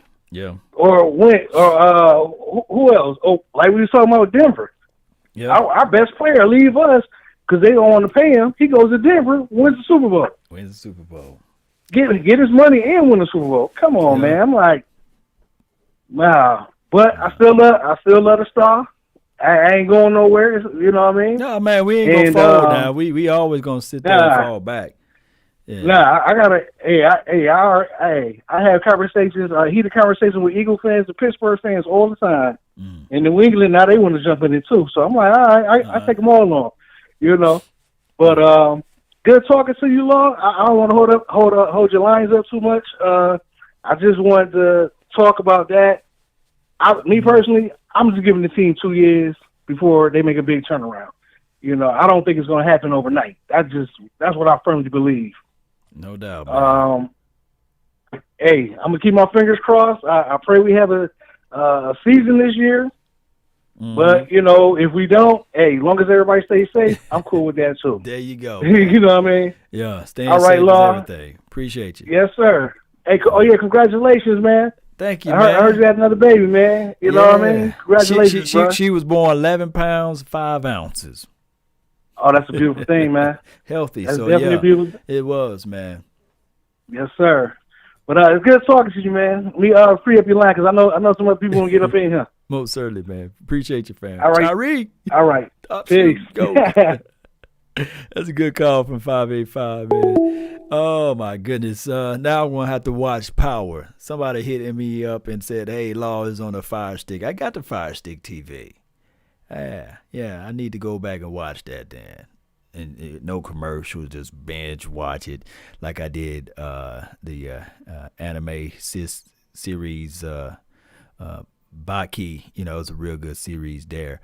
Shout out to KMT, man. Really appreciate you. And shout out to Wayne Jones for making a donation on the Cash App, man. Really appreciate you for dropping that Jerry Jones type of money there, man. Really appreciate you so much for doing that. Spoken like a true football fan, Coach Trey. Yes, indeed. Joe Tranchina, all the way from Italy, man. You think that we're going to have any preseason games? Well, they dropped it all the way down to 2 preseason games. And my thoughts on that would be I would like for it to be 3. But 2, I think you can still play the starters, maybe the first game. Play the complete first game and rest them the second game and see what you got out of the guys, like your rookies and the people you have big reservations on. Maybe Schultz play the entire second game. You know, maybe we run out there with A.J. Bush if he's going to be the quarterback or the who else on this team that we really don't know of. What's the guy from JMU? Dog, his name is at the tip of my tongue. But y'all know what I'm talking about. The JMU drafted guy. Drafted in the 7th round. What's his name? Y'all help me out. Maybe we'll see him being displayed in the second quarter with a second preseason game. And DiNucci. Yeah, DiNucci. Boy, I'm saying DiNucci. Maybe we see DiNucci play a full second game. And Andy Dalton play the first quarter or something like that. Ben DiNucci. Yeah, appreciate you, KMT and Dak Attack. Maybe we see those guys, and maybe we see a John Vay Johnson and the Cedric Wilsons. But it will be better 3 games because then you can still use the third. Well, the middle game is a dress rehearsal, and the first game is maybe you run the starters off for a quarter, and then you get better evaluation. But due to this COVID, shout out to you, Mr. Wright. Says great show and congrats on the baby girl. Hashtag girl dad, you know. Shout out to you, man. I'm outnumbered 3-1. But I look at football as a way of opportunity, whereas even though it's 2 preseason games, maybe, just maybe, they have a blue and white game still. Is that possible? Can y'all reach out to Derek Eagleton and all of the Cowboys.com staff and see whether or not they're gonna have a blue and white game, a scrimmage game, and maybe, just maybe, that will count as a 3rd preseason game. 575. What's good? You're live. What it do, Law? Nothing to it, man. Just trying to do it. Hey, man, this is Edward Garcia, man. How you doing, man? Garcia, man. What's good, man? Man, it's been a while, man. I love your show, man. That's what keeps me up, driving this truck, man. Watching that show, man. What state are you in now? I'm in Missouri right now, man. Missouri. Show me State, man. Okay. I'm over here by Zeke the Freak. Zeke the Freak, man. Zeke him down, yes, man. So what you got for the show? What you got for it? Hey, man, I love your show, man. I love all you guys, man. All you YouTubers, man. You, Mark Holmes, E2 Blue, Dallas Cowboys 1980, Mike Mosh, Legend 27, all of them, man. Yeah. I mean, you guys are inspirational, man. Thank you I love so you much, guys, man. Yep. Yeah. But indeed. what I'm going to tell you is, man, I can't wait to see this offense. Oh, my goodness. I can't wait. We're going to be 40 plus, man. every game. 40 of them. Okay. Yeah, man. But do the good work, brother. I appreciate it. Yep. And I like those late nights, too. Oh, man, the late night hype. And my dog, man, Skywalker, unbelievable production. I mean, if you look at his production and if you look at his shows and things, it makes ESPN, DallasCowboys.com, anybody that's putting stuff out there, we look at their work and be like, man, it's not even comparable to this guy's stuff. And then my dog, Big Game James, always spitting raw. You know, I love it, man. Yeah, man. I mean, it's crazy that you guys got old players calling in, talking, and everything else. That's what's up. I mean, it's great seeing those be humbled, man. Yeah. Especially Woody, man. Woody was awesome, man. That touched my heart, man. I was hoping to get Larry Allen or one of those cats on there. It'll be great, man. Yeah. If we can fool around and get Larry Allen on the show, we're working on Big Nate Newton. I think that he would be a great guy to come on the show, what have you. We're working on that, So hopefully that can transpire. Get Big Old Nate on the show. Get the hogs on them, man. What else you got for the show? Gracia. What else you got for the show? Oh, man. That's about it, man. I appreciate it, man. You guys keep up the good work. Thank you so much, man. One day at a time, one movement at a time. Continue to stay safe out there and keep doing that good job that you do and representing the Cowboys, silver and blue all day. Here you go, just for you. Yeah, I love it. Go Cowboys. Be safe. Already. How about them Cowboys? Yeah. Salute. If y'all ever driving through Missouri and you see a big old Cowboys truck, that's him. That's Gracia, man, out there holding it down and being a troop out there for all of the Cowboy Nation. Tyreek, man, really appreciate you for dropping $10 in the super chat, man. Appreciate you, my brother. Appreciate you. I'm going to still go out there and watch Power and stop shooting ghosts, man. Oh, my goodness. They must going to come out with another episode with all of the updates and everything. We got Perez over here in Japan, man. Really appreciate you. He says, "Go Cowboys," representing is 0943 over there. All right, we got another caller on the line, 409 for your mind. What's going on? 943 over there. Shout out to you, man. What's good? Hello. You're live. Hey, Law. Nothing to it, man. Talk to me. Man, two things, bro. Just glad to be on the ride with you, bro. I appreciate everything y'all do. If I had to wait on DallasCowboys.com to drop their one video a week, I'd lose my mind, bro. In essence, man, I know y'all feel like y'all are talking about the same stuff over and over, but you got to understand there's a big audience of people who just love hearing this stuff over and over and talking about this stuff. So essentially we ain't got no life, so that's what it is, bro. I know, right? But man, 2 points. I've been trying to catch y'all's attention, man. I saw this clip with Amari Cooper talking about his preference in moving in the slot, and a lot of us, talk about, always kind of bring up the slot, like put Cooper in the slot, see what he can do. But from what Cooper was talking about was like the only time he likes going in the slot is if he's facing a guy like a Slay or a Stephon Gilmore who's going to follow him around, and so if these kind of guys are following him around, they're going to obviously pick up on the same mayonnaise kind of routes. Those guys was dialing up last year. Right. And so that's why Cooper's like, man, that's why I like to go to the slot facing those type of guys, because I get to do different things. And so it's not always registered on that cornerback's mental to feel like he's doing the same things. And that's, Gilmore, when he was breaking down his play against Coop, he was saying that's what it was. He was like, when you play the Cowboys, you got to know you're going to eventually get the same route. So you got to wait for it. And when you see the look, know that it's coming. So from what Coop was talking about, he was like, the only time it felt like you're going to see Coop in the slot is if he feels like he can't beat the other guy. But this year, you got so many double teams that you're going to have to kind of think about when it comes to Lamb and Zeke and maybe Jarwin will add kind of a dimension for you that I don't think Coop is going to have to really be put in that slot, in my opinion, just because for the most part, he can handle the trash cornerbacks. He said it himself, if I'm facing a guy who's not good, I'm not going to spend my week studying that guy.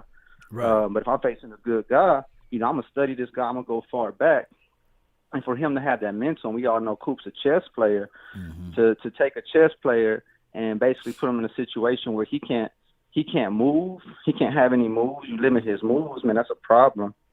And so I'm very, very excited to just kind of see what that him being able to just have a couple more moves at his disposal, even if he's on the outside. I think he's fine playing the outside. Just the problem comes is that if you're playing against hot, talented cornerbacks, you gotta let me move around. You can't just let me sit in this one spot.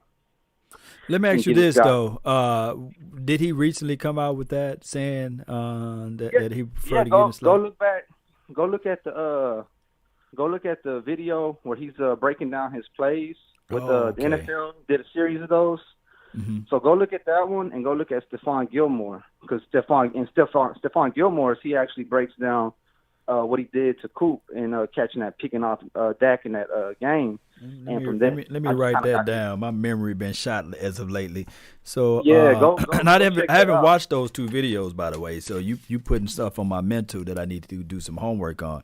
So you saying that he got a video out there? I know that he talked with Brian Baldinger, right? That's the video you're talking about. I think Jaworski's sitting there with him too.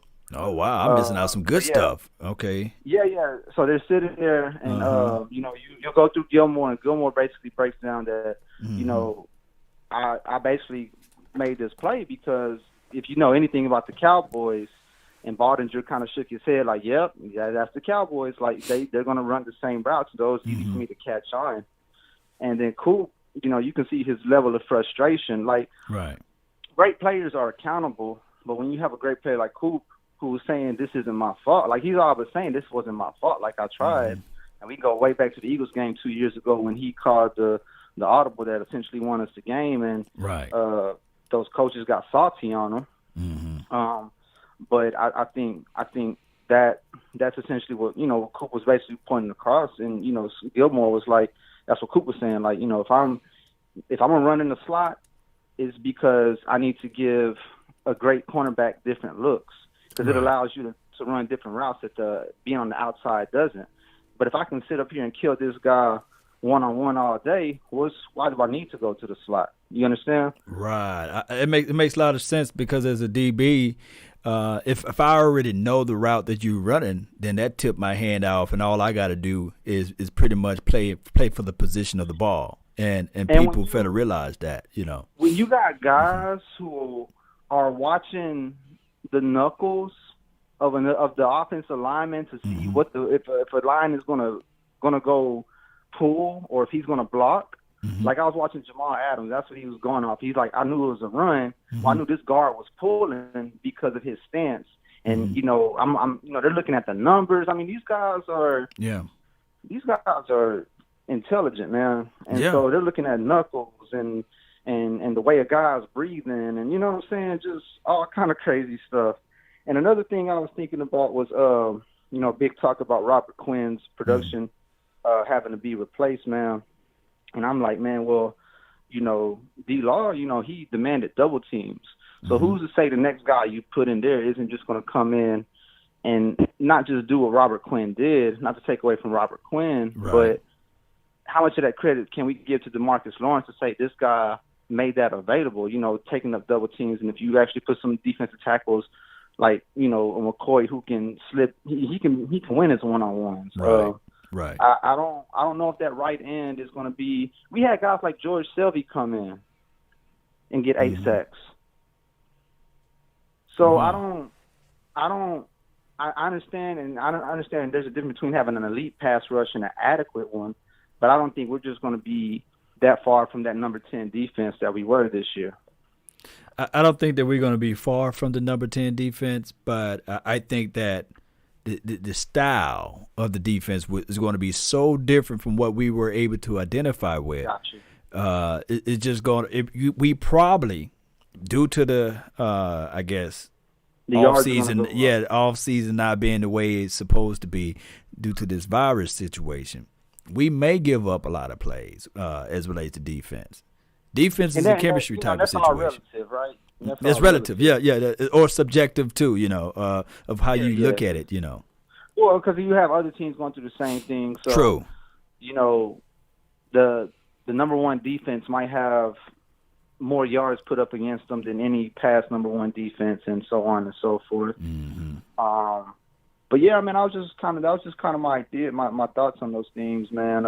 So your homework assignment that you gave me is look up the Amari Cooper, Brian Baldinger / Jarvis, right? The guy, Ron Jaworski. Right. Is it Ron Jaworski? Yeah. Ron Jaworski. Yeah, look up Amari Cooper's take, and then look up Stephon Gilmore's take, just so you can watch. What when you say Stephon Gilmore, is he talking to the same people? Brian Baldinger. He did the same thing.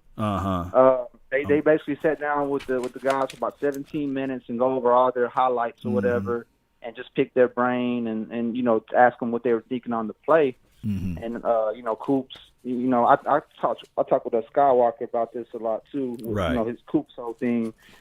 We talked about the slot, and we also talked about it's a lot of gems, man. I'm looking forward to the just kind of the insight you kind of post after you watch those videos. So like Cooper's when he's talking to Baldinger, and also Stephon Gilmore when he's talking to Baldinger. Look up both of those, and what Stephon just kind of go in and what he goes in to say about when he made that play on Cooper and Dak. Most certainly, man. Definitely will take a look at those film sessions and see what he had to say from it and what they had to go back and forward on. I can't wait to do that because I've been intended to. I think I saw it across my news feed, didn't really think nothing of it, and until you just brought in some wonderful nuggets there. So I'm gonna look at those videos, man, and maybe do some reenacting or my rebuttal to everything. But I really appreciate you for calling in, brother. Really do. Appreciate it, Law. I'll be doing my homework, man. I'm definitely gonna do my homework on those. That sounds like some good stuff, man. Mine, I just, before just always lace our boys up and just contribute to the nation, man. So really appreciate it. All right, man. Salute, bro. That is some good stuff, man. Putting some gem in my ears about Brian Baldinger and Amari Cooper's film session breakdown with Ron Jaworski. Ron Jaworski here live. That guy. 205, you're live. And, of course, Gilmore's film session. What's good now? Hey. What's good with you, too? Hey, what's going on, man? Uncle Charles, what's good, man? Man, what's happening, man? Oh my goodness, man! Been a long time no hear, man. What's good, man? Yeah. Phil, talk to me, man. Man, I'm trying to duck and dodge this CO, man. You know how it is out here. This is to live or die in LA out here. But I'm just trying to stay safe. But you know what, Law? I want to just say this to you before I get into my comment real quick. I believe you have a new baby. Yeah. Man, congratulations on that new baby. Thank you so much, man. Peace and blessings to that child, because this is a messed up world. But with a great parents, with a good father and a good mother, you gonna take this baby to heights to no other. And I just want to say congratulations on the baby. Well, let me tell you this. She stayed in there to 41, like almost close to 41 weeks, right? And the joke was like, man, she know what 2020 is all about, so she just sitting there like, nah, I'm gonna chill right in here. I'm not ready for 2020. hey, we were just gonna bring her out in 2021. Yes, sir. Well, you know what? I had my first daughter. And I fell out. When I had my son, I said, no, y'all go ahead and handle it. Just call me when you're ready. I can't go back in that no more. Can't do it. But look here, let me get it to my comment. Let me tell y'all. Let me tell the Cowboy family something.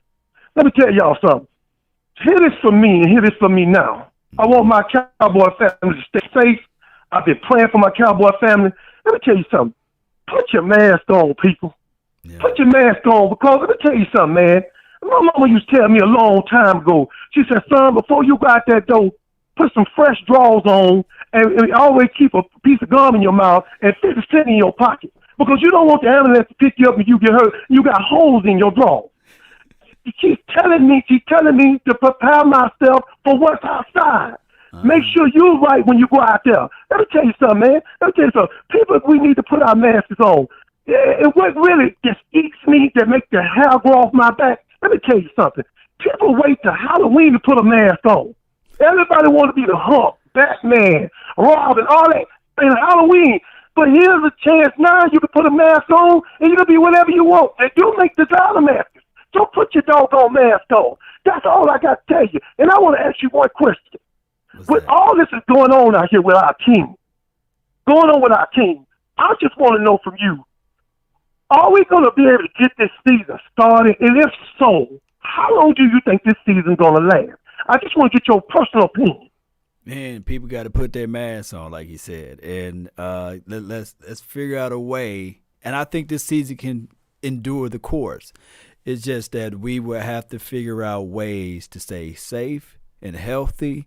I'm optimistic about it. I'm not going to say, hey, the season's going to start and everybody going to get injured and hurt, or somebody going to catch COVID and everybody going to shut it down. I just think that we just need to get it started. We just need to get it started, and then we can go from there. So that's where I'm looking at it. I want people to understand that just because you get the virus doesn't mean that it's a death sentence.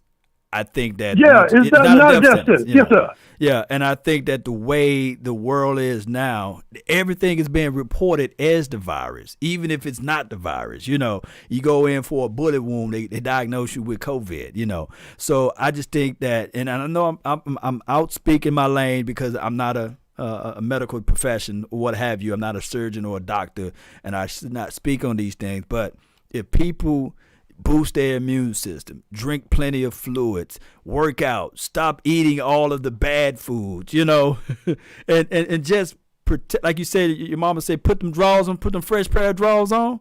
If people continue to wash their hands, take baths and do the natural things as it relates to health, I think that we can fight this virus, and we should not fold up like a lawn chair. I think we just need to go out and fight with it with better health. Well, yes, sir. Well, because this thing got me kind of crazy. I stayed locked down in the house, and, I'm just stuck crazy. But, like I said, I want people to use common sense. If you went outside right now and everybody was naked, you would know it was a problem. So what that tell you? To put some clothes on. Look at the lady next door. She peeking all outside. I wonder. I said, look at lady now. You've been watching me for 7 days coming out this door, and I've been locked in this house for a month. Now you don't saw me through the window. You just about as crazy as I am. We're both crazy. So what we gonna do? We're gonna sit here and look at each other, or we're gonna say, hey, hello, and how you doing? Let's keep it pushing. So I want to say this in closing. I love you, bro. I love my Cowboy family. I love Bobashin Body. I love Big Game James Skywalker. Man, let me tell you something. Y'all just not doing y'all job, man. Y'all saving the world, because people are depressed, bro. People are depressed, man. You got people out there walking around, man, out here naked. I saw a guy out here naked the other day. But you know what? I'm used to it now. They just walk around naked. I'm just going to come on out the door and no clothes on. Okay, bro, you feel comfortable that way? You can rest assured I ain't going to send that to you. But y'all are saving lives, man. Y'all are saving lives. And I just want to tell you, I love you, bro. And good luck on that baby. Good luck, because I sure ain't going back in there no more, no delivery no more. I'm done with children. That's it. Yes, indeed. Appreciate you, Uncle Charles, man. Really appreciate Yes, sir. Yes, sir. Good call, man. Love you, man.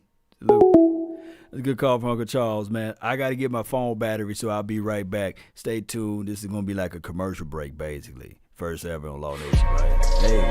I ain't ready to go yet. Let me know if y'all ready for me to go. I'll be right back.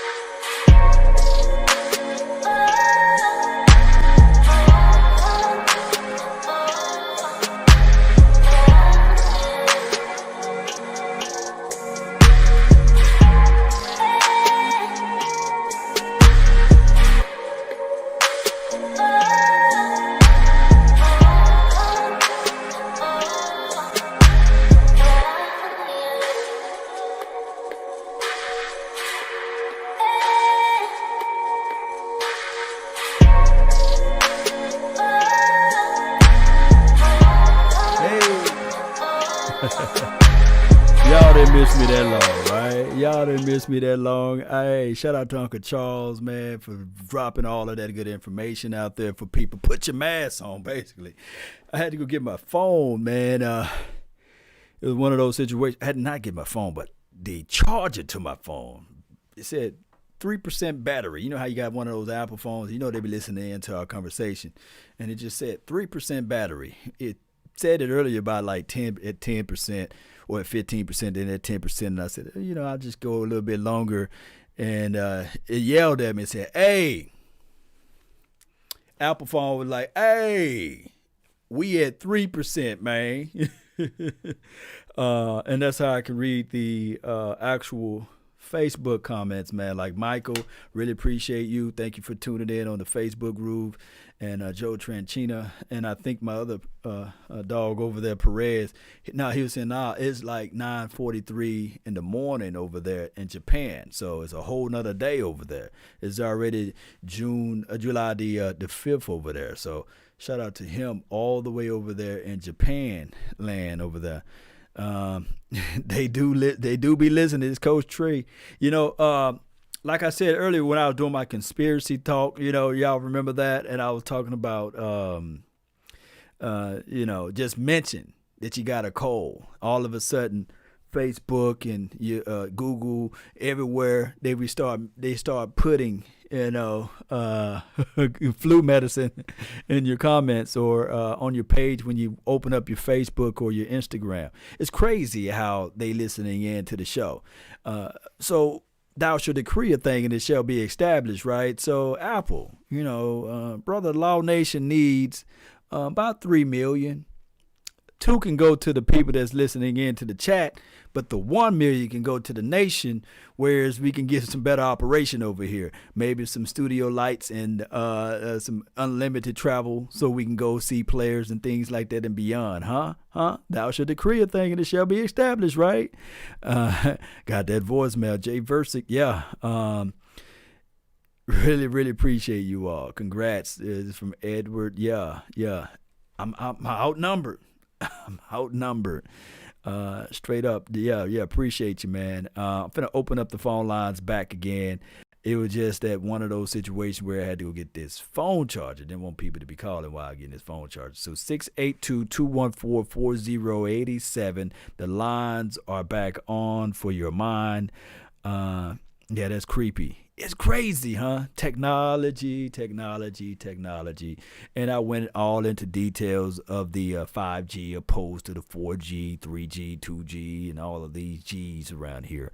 So, of course, we live in a society now that everything is instant. Everything is about sales and marketing. And these billionaires, they will fold. They will fold to the sponsors, and these sponsors will fold to the people.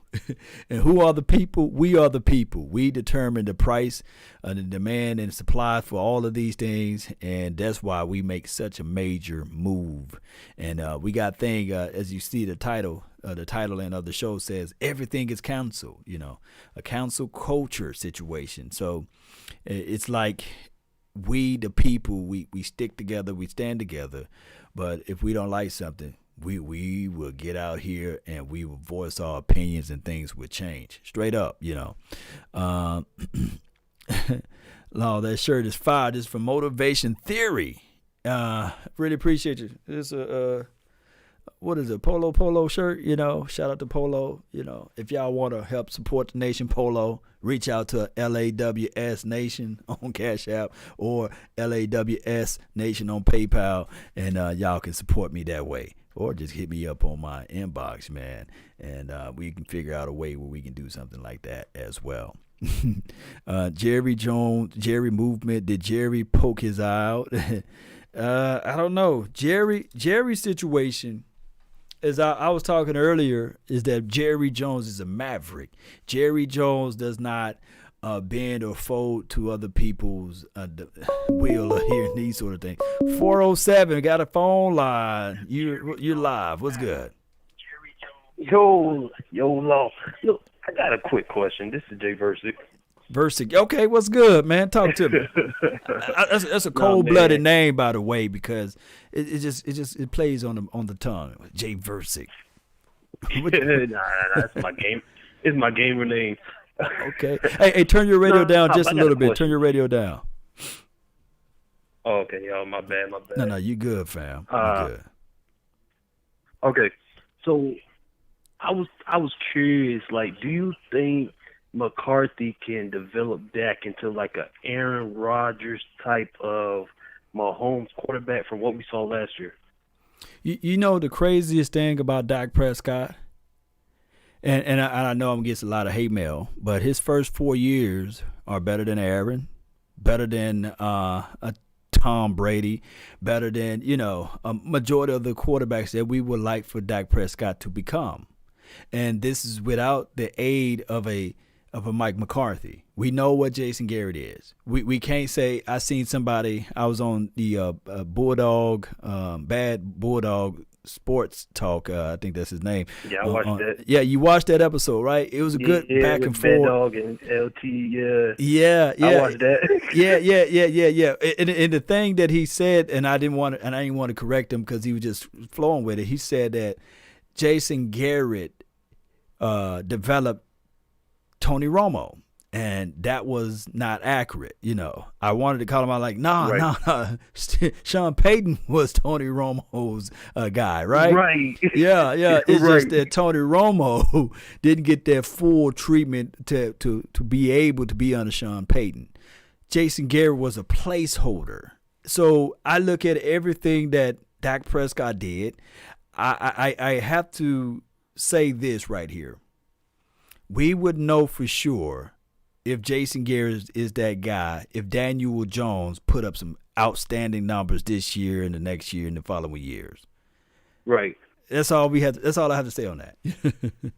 See, because the reason why I'm saying this is because I know they want to make the Cowboys a run first, pass second team, but we see Dak got the capabilities of throwing the ball more efficiently. But it's like he was held back. And he only threw because Zeke couldn't get no moves. But then when Zeke was like, stop, that's when they want to run the ball. That didn't make no sense to me. Like, throw the rock. The man can throw the ball. So I think with a McCarthy head coach who knows how to, develop a quarterback to be able to throw more better, I think we can probably see a real hybrid type of offense of run, throw. You know what I mean? Yeah. I really think that when you introduce Mike McCarthy versus again and the way he just overall his resume. And I'm not calling Dak Prescott a Montana. I'm not calling Dak Prescott Brett Favre. Definitely not. Rich Gannon, Aaron Brooks. Remember him? He had a good year with Mike McCarthy. I'm not calling him those guys or Aaron Rodgers. But what I'm trying to tell people is that now that we will see good football stuff. And that's what we need to lean on.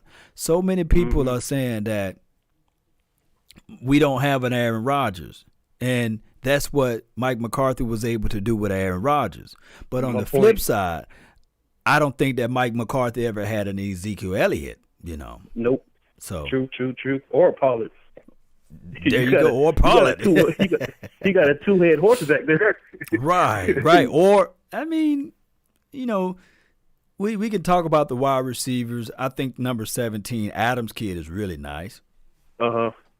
But outside of Adams, who else did he have that was just like that dynamic wide receiver, right? I want to know. No, I can't even answer that question because, first off, I just like the Green Bay Packers. I like that uniform disgusts me. So right, it's crazy. Yeah. I just like. I really hope. Like last year, I was really hoping that we would get a chance to play Aaron Rodgers in the playoffs because I was like, my boy, he's a Vikings fan. I was like, man, you guys need to win the division. I want him to come back to the goddamn Dallas Cowboys Stadium because that comment he made saying, I never lose here is so true because every time he played there, he never lost. Yeah, I got some corrections over here, man, that I got to say so I won't sound like I'm selling in the water. But they did mention Jordy Nelson, Greg Jennings, you know. Oh, Greg Yes, Jennings, he did. Oh. Yeah. I like him, I though. think Greg Jennings, he's no Amari Cooper, right? Let's just put a spade. Jordy Nelson was the white version of a Dez Bryant, a little degrees lower than a Dez Bryant, in my opinion. You know, Jordy Nelson was a dog that can get out there. He was never a blazer, but he can high point the ball. Ran, he rounded his routes a little bit, but he was a good player within the confines of Green Bay Packers. I think that the way the development curve of a Michael Gallup, I think that he can probably give Jordy Nelson a run for his money. Y'all can fight me later, but this is just my opinions, No, I can see Gallup, develop to that kind of, receiver. I know you saw earlier when I said I think the Cowboys can beat the Ravens. I hold true to that because you did put that out there. The reason why I say this, because if you look at our track record, we always lose to teams we should beat, but we beat teams we should lose to, except for if it was penalties that held us back or dumb coaching. I feel like this would be that year where a team we should really lose to, we're going to beat. And it may not even be by like a big margin, maybe a field goal. Yeah. Here's the thing. The Ravens are explosive. They got a quarterback number 8. That guy. Lamar Jackson. Oh my God, he'll make you look foolish. They also mentioned Donald Driver. Shout out to Alcorn State, Donald Driver. They mentioned him. He was a good wide receiver for the Green Bay Packers. They put names out here so we won't sound foolish. And then they had a Randall Cobb. So. Oh yeah, they did have Randall before. A youthful Randall Cobb, but as we start talking about all of those weapons, right? I don't think that all of those guys equate to what Mike McCarthy got right now in their youth. Because I think that Amari Cooper, and I know this is going away from what we were talking about, we're heading to as far as the Ravens, but I got to go back because this stuff is so good. Amari Cooper, I don't think that he's even 26 yet, right? No, he'd probably be 25, 26, or if he just turned 26. 26. Yeah, so Amari Cooper, you got a young Cedarian Lamb who probably still got Similac on the back of his ears, right? And you got a young Michael Gallup. You got 3 young guys in this particular offense, and we got the big old question mark as the unknown in Blake Jarwin. Unproven commodity, but showed us a lot of flashes. So that's a lot of weapons thrown at you. And we're not even talking about Ezekiel Elliott and Tony Pollard, right? Yep. So, and the people talking about people sleeping on Devin Smith. So, Mike McCarthy is looking at this thing saying they can talk all they want, but I never got a chance to taste this many type of weaponry on this particular team. To that, McCarthy also didn't have this kind of pressure. Because think about it. Yeah, true. He only, I think he has a 3 or 5 year deal with Jerry Jones, and Jones was like, I just shot my son. The dude who I hold on the second highest pedestal after my blood child, I had to let him go. Now you are his replacement. If you don't get it done, you out of the house too. I mean, you speaking so much facts that you're right. you speaking so much facts that we have to sit back and say, Mike McCarthy, really, to be honest with you all, might only have 1 year. There you go. He literally may have only this 1 year, because if it looks nasty, I think that this particular staff going to look at it and say, well, we really love Kellen Moore. We really love Kellen Moore. And bye-bye, sayonara. This team didn't look the way we wanted it to be. Good riddance, Who knows how all of this friction stuff can go the wrong way. But just for some objectivity, maybe they'll give him 2. But he really got 1 year in this type of media pressure. I can see them giving him 2 for, the first year was the beta, now here's the real thing. If you don't get it done this year, you out of here. Yeah. We see. Right, Lo. Yeah, appreciate you, man. What else you have, man? Verse. Man, that was really mainly it. I just really can't wait for football season to start, man. I've been playing Madden like it ain't no tomorrow, man, because I need me some football. So I'll be watching your show. When I'm at work, I'm watching your show. I'm watching old videos I done already saw. It just, I gotta get my Dallas Cowboy fixed throughout the whole week. Yes. Hey, let me ask you this though. How do you play in Madden though? Do you put Sedarian inside the slot, or do you rotate him on the outside there? Or what do you do? On Madden 20, he's not on there. Oh, he's not on there. Okay. See, nah, I don't play Madden. He's not on there because if he was on there, he'll be in the slot. Oh, you put him in the slot. Okay. Oh, because I feel like he'll be better there because on there, Gallup is really good for the deep. You know, he's good at going deep. So I'm like, okay, I'm killing you with that deep route. Mm-hmm. And so I feel like Sedarian would be good for that slot, but I don't know. I'm definitely gonna get 21 and find out. Yeah, you're going to get 21. So how you play your defense on Madden? Are you I be switching sometimes. I be trying to play a 3-4 or 4-3. Uh-huh. But under Jason Garrett administration, I got to be a 4-3. Mm-hmm. And who's the user did you roll with? The defensive edge guy, the linebacker? How you roll with? Oh, I'm either Smith or Byron. Smith or Byron. Okay, I see how sometimes you play. I be how you say it. How you say about D-Lo cutting that grass with that shoulder? Bending that, cut around. Boy, I got him like 30 sacks on the year. Jeez. Keep doing your thing, man. What's your Madden handle? So for those who out there want to give you some work action, man, what's your Madden handle? Is it I mean, right now I played on Xbox instead of my PS4. They can find me under the same name, Jay Versick. Mm-hmm. Okay, Jay Versick, man. I guess somebody gonna challenge you, man, before the end of this day, man. Salute, bro. Yeah, man, appreciate it. Yeah, it's a good call, man. Cutting the grass with his shoulder, coming around that edge. Got 30 sacks in one season. Boy, if our defense improved from last year, we going 16-0. This is from Joe Trentina, all the way from Italy. Yeah, that would be nice, right? That would be nice. And if we go 16-0, we might as well, continue to go. Wallace says got to download the draft class on Madden. So Versick, man, you got to go draft. You got to go to the download edition and draft the upcoming draft classes, right? And I don't know how Madden does it, but they will update everybody with their proper jersey numbers and stats or what have you.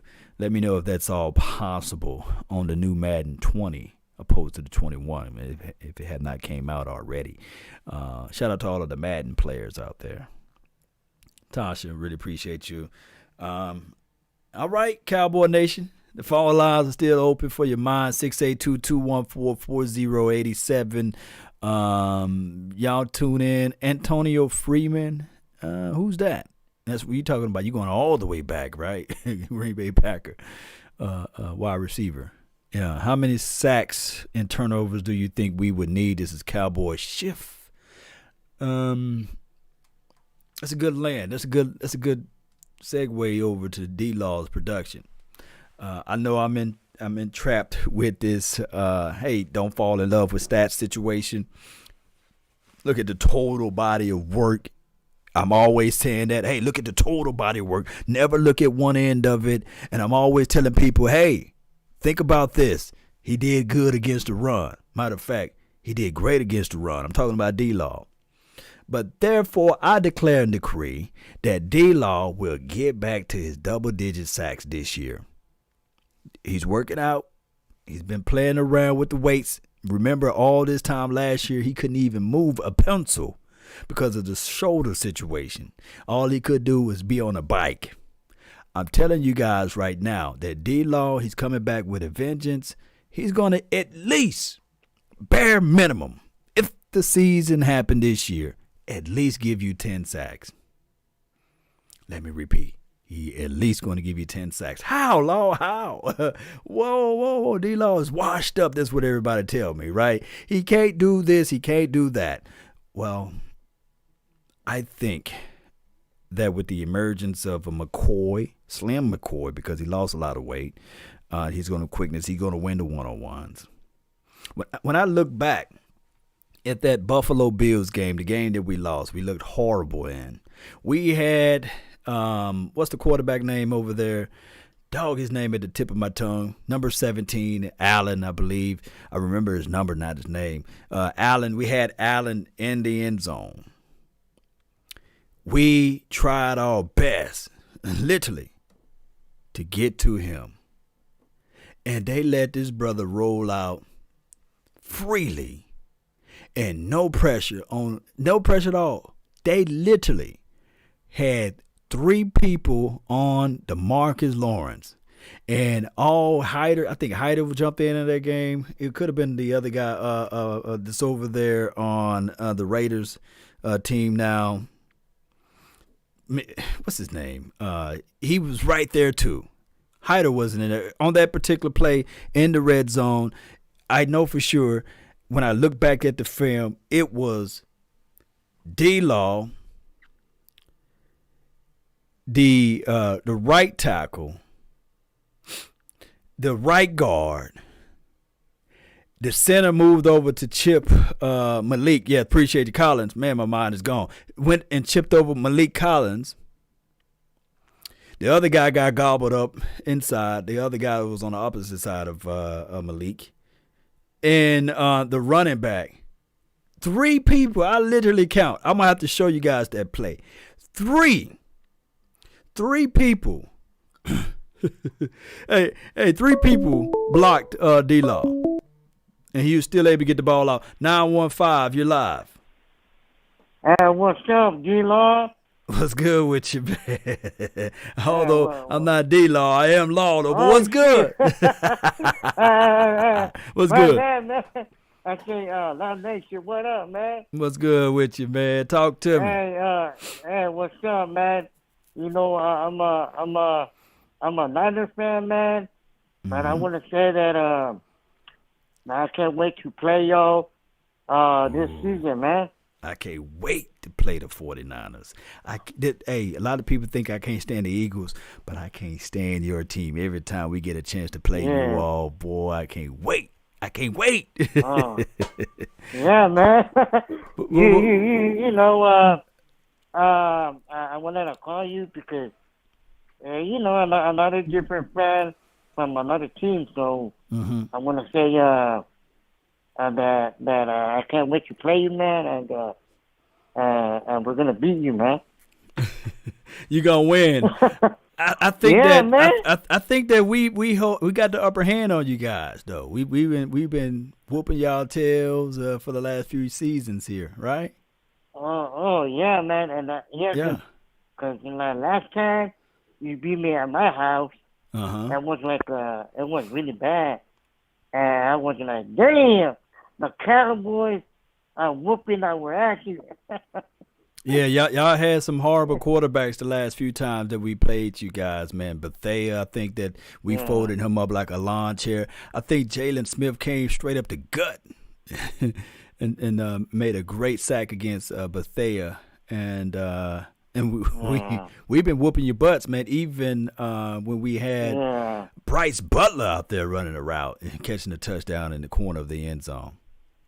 Yeah, and then I remember when Zeke make that touchdown. Like, damn, Zeke, man, in the touchdown again. Like, Zeke again. I'm not like, damn, Zeke is killing us right now. But remember, you guys beat us in the preseason game. I think it was Michael Gallup first game against you all, and you guys beat us in the preseason game. And I remember 49er fans were like, "Yeah, C-Law, we coming." I was like, "Okay, that's preseason though. Wait till the real season come around, you know." Oh yeah, man. This time is gonna be different because my defense is it's a different defense. You know, we got Twan, we got Fred Warner, we got a good D line, and we got Greg Greenline. And man, it's gonna be good, man, going against Dak Prescott and that new wide receiver you got, CeeDee Lamb. Man, that boy is a beast, man. I know he's gonna give my my Niners really good battle, but they, you know. Yeah, and we got a bone to pick with you guys. You know that, right? Yeah. Y'all running around talking about y'all the hot boys and y'all flaunting it around, rubbing it in our faces. Oh, you remember? I don't forget, and I don't think D-Law forgot.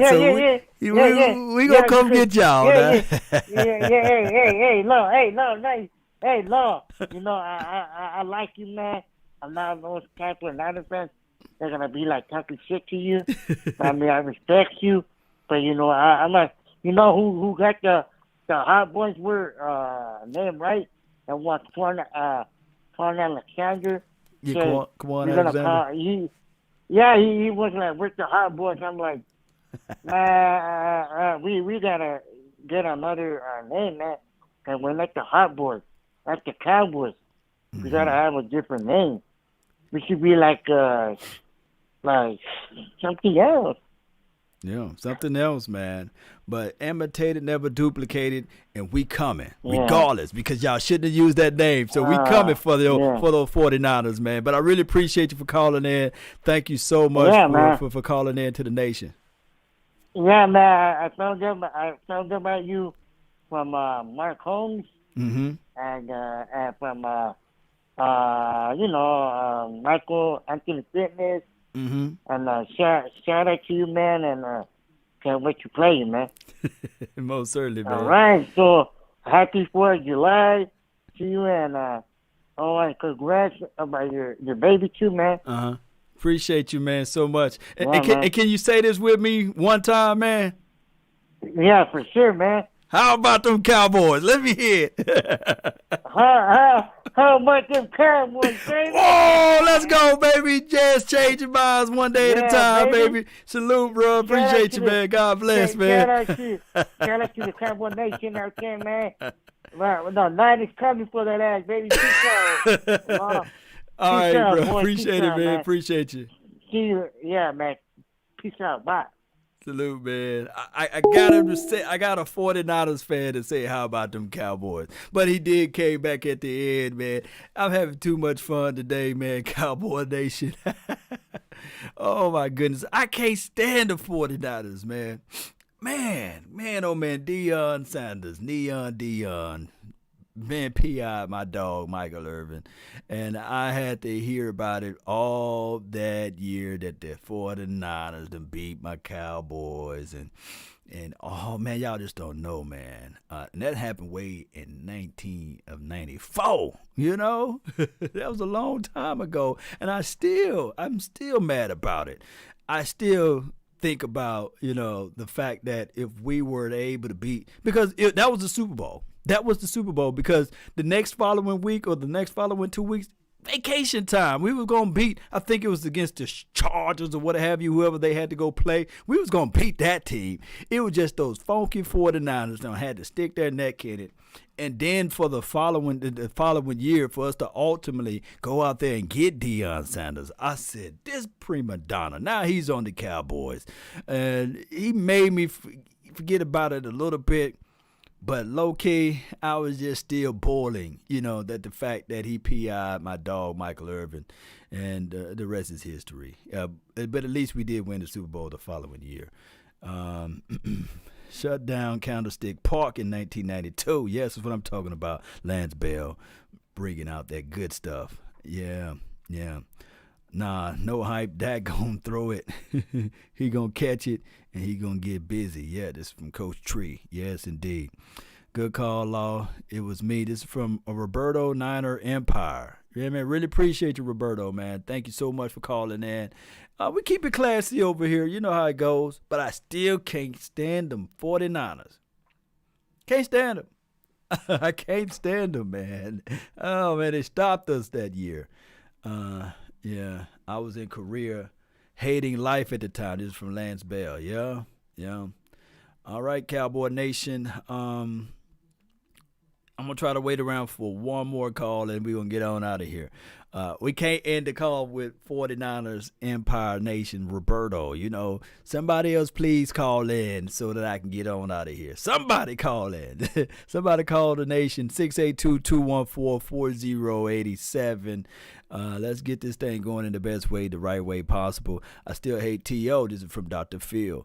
I still hate T.O. after he did that on the Star. Yeah, and for us to ultimately lose that game, for T.O. to do that little deal on the Star, oh my God. Oh my God. It just, whoo-wee. Yeah, I couldn't stand old T.O. And people fail to realize when he went to the Eagles land, he did it several times again, but he did it on the, remember we used to have the, in the end zone, we used to have the mini helmets on the end zone. He would score a touchdown, and with his Eagles uniform, he would stand with the T.O. salute. And I was boiling. I was like, look, they don't see that? They don't see he's doing it again? Y'all stop him. and T.O. at the time was just dynamic, and I just couldn't stand T.O. as well. Those two guys, to put on the silver and blue, those are two guys that I couldn't stand. But the only way I was going to forgive T.O. if he was going to bring us a Super Bowl, you know, and he didn't get there. But he brought in more scrutiny to the Cowboys that people still tease and use to this day. That's my quarterback. You know, people still use that to this day. Yeah. Reddy Red said he hate Merton Hanks' neck. Shout out to Richardson, Texas. Merton Hanks, you know, had the little wobble gobble neck, you know, slender guy, but he can deliver a blow. I mean, he's one of those guys that we really had to worry about during those time frames. John May, we had George Teague on the show. Shout out to him. Salute to him. It was crazy.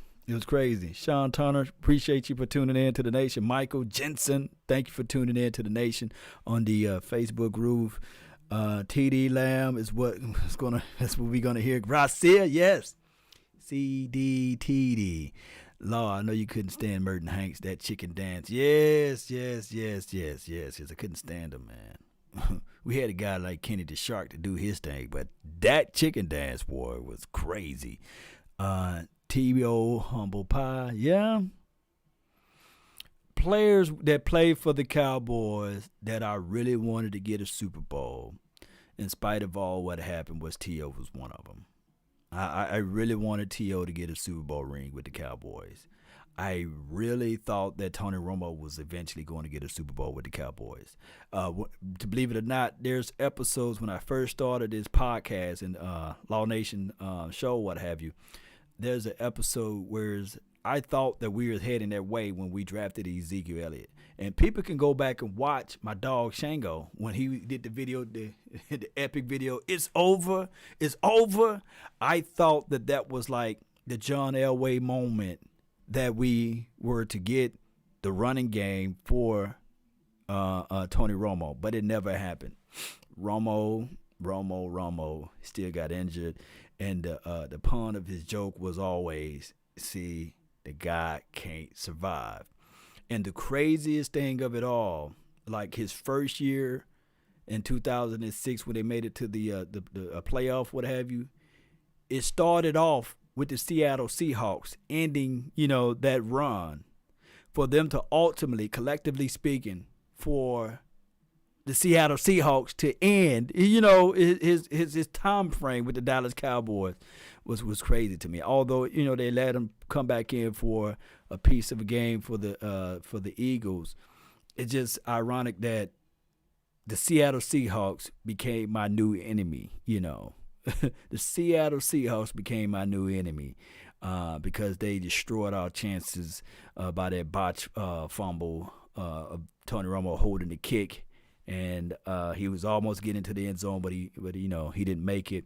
That was the start of his career, and then for him to ultimately end his career in a preseason, a meaningless game, for him to get hit from behind, and for that to be his last stint with the Cowboys, basically. Just crazy. I can't make this stuff up. Kenny DeGrant, good evening. This is from William Williams. He caught me on the tail end. Call in, Williams, 682-214-4087. We've been live for 2 hours and 58 minutes straight on 4th of July. We've been going over numerous topics. I really appreciate those who donated. I thank those who subscribed to this channel. Thank those who joined the membership squad. We got some behind-the-scene footages of KD drumming. For those who got a chance to watch that episode, it was fantastic. We did some great stuff, man, all together, man, speaking of everything. And it's just been a wonderful day, Cowboy Nation. I really appreciate everybody. Let me do this, Dan. Lance Bell, but Romo got injured. The phone lines are now off. So Roberto 49er Empire, if there's ever such a thing as far as an empire, was the last caller of the day. And he did a great job, man, representing Cowboys at the end there by saying, how about the Cowboys? Put a smile on my face, man. You did. You did. All right, so let's continue to grind. Let's continue to shine. As well as Sean, this is from DeMarcus 008. I will put that up there, Green Bay Packers, I can't stand them too. I cannot stand the Green Bay Packers. Oh, my God. I can't stand the Green Bay Packers. For the 2014, the way, we lost that game in the playoff, that catch, no catch situation, that I'm still perplexed out of that. And then in 2016, for us to face that same defeat, that was really, really upsetting to me, that 2016, because in both games, our defense, we couldn't get pressure to. It was crazier in 2014 because the guy had one leg, right? And then transferring or moving forward to 2016, I think that they played Byron Jones off on Cooks. So they gave him a free release. And if you guys go back and watch that play, that miracle play on the sidelines, but the play before that, Byron Jones locked him down because they pressed him. The last play, they played him off on Jared Cook, and Jared Cook caught that deep pass. But before that time frame, hear me out, they had David Irvin in the chokehold. It's crazy in 2016. But that play, Mason Crosby nailing that long kick, that killed us too, man. It's just crazy how that game all unfolded. They jumped up 28-0 on us, 28-3, something like that, and we was just never ready. If we were just able to get them to 14-3, or if we were able to match them with points 10-28 or something. But we couldn't stop the bleeding until it was too late. So King James said he hated Green Bay with a passion. Yeah. So that's all the time that I have for this beautiful day and moment in time. I really appreciate everybody for tuning in. Like I said, man, y'all continue to help grow this nation. Subscribe, share this thing, let people know where to go. Shout out to Uncle Charles, too.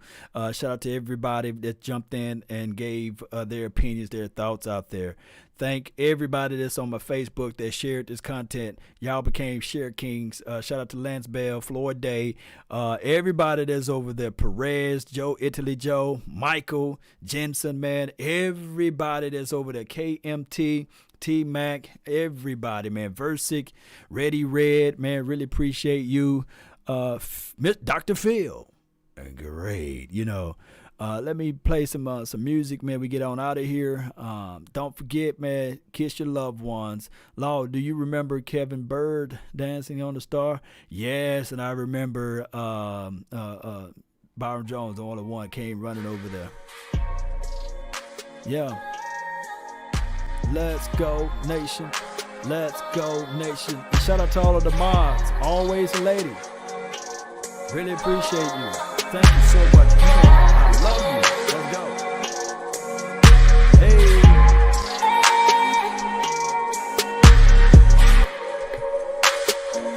Let me say this.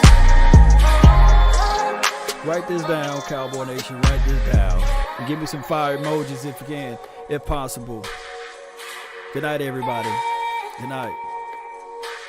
If you want a thing bad enough to go out and fight for it, to work day and night for it, to give up your time and your peace and your sleep for it, if all of your desires of it makes you quite mad enough that you don't get tired of it, and it makes you hold all of the things tawdry and cheap for it, if life itself seems empty and useless without it, and all that you scheme and dream is about it, if you'll gladly go out and sweat for it and fret for it and plan for it and lose all terror of God or man for it, if you will simply, oh just simply, go after the thing you want with all of your capacity, strength and scarcity, with faith, hope, and confidence and stern pertinacity. If neither cold, poverty, or famish, or fame, or sickness of body or brain can turn you away from the thing you want, if dogged and grim and besieged and beset at, with the help of Almighty, Cowboy Nation, we will find a way to go out there and get it. Let's continue to grind. Let's continue to shine. Let's be positive. There's too much negativity in this world, right? But let us be the changing voice, the changing movement, the changing pace of everything. Let this Cowboy Nation stand high and never look too low and say to ourselves that we're better than anybody else. But guess what? Cowboy Nation, out of the NFC East, those that's below us can still look up and use those neck muscles because they know that we're on the top. We located in the West, but we dominate the East because we are awesome beasts, right? Let me know if I'm lying, right? Let's go, Cowboy Nation. Love y'all. Peace. Shout out to you. And remember, you're listening to nothing but the best. Let's go.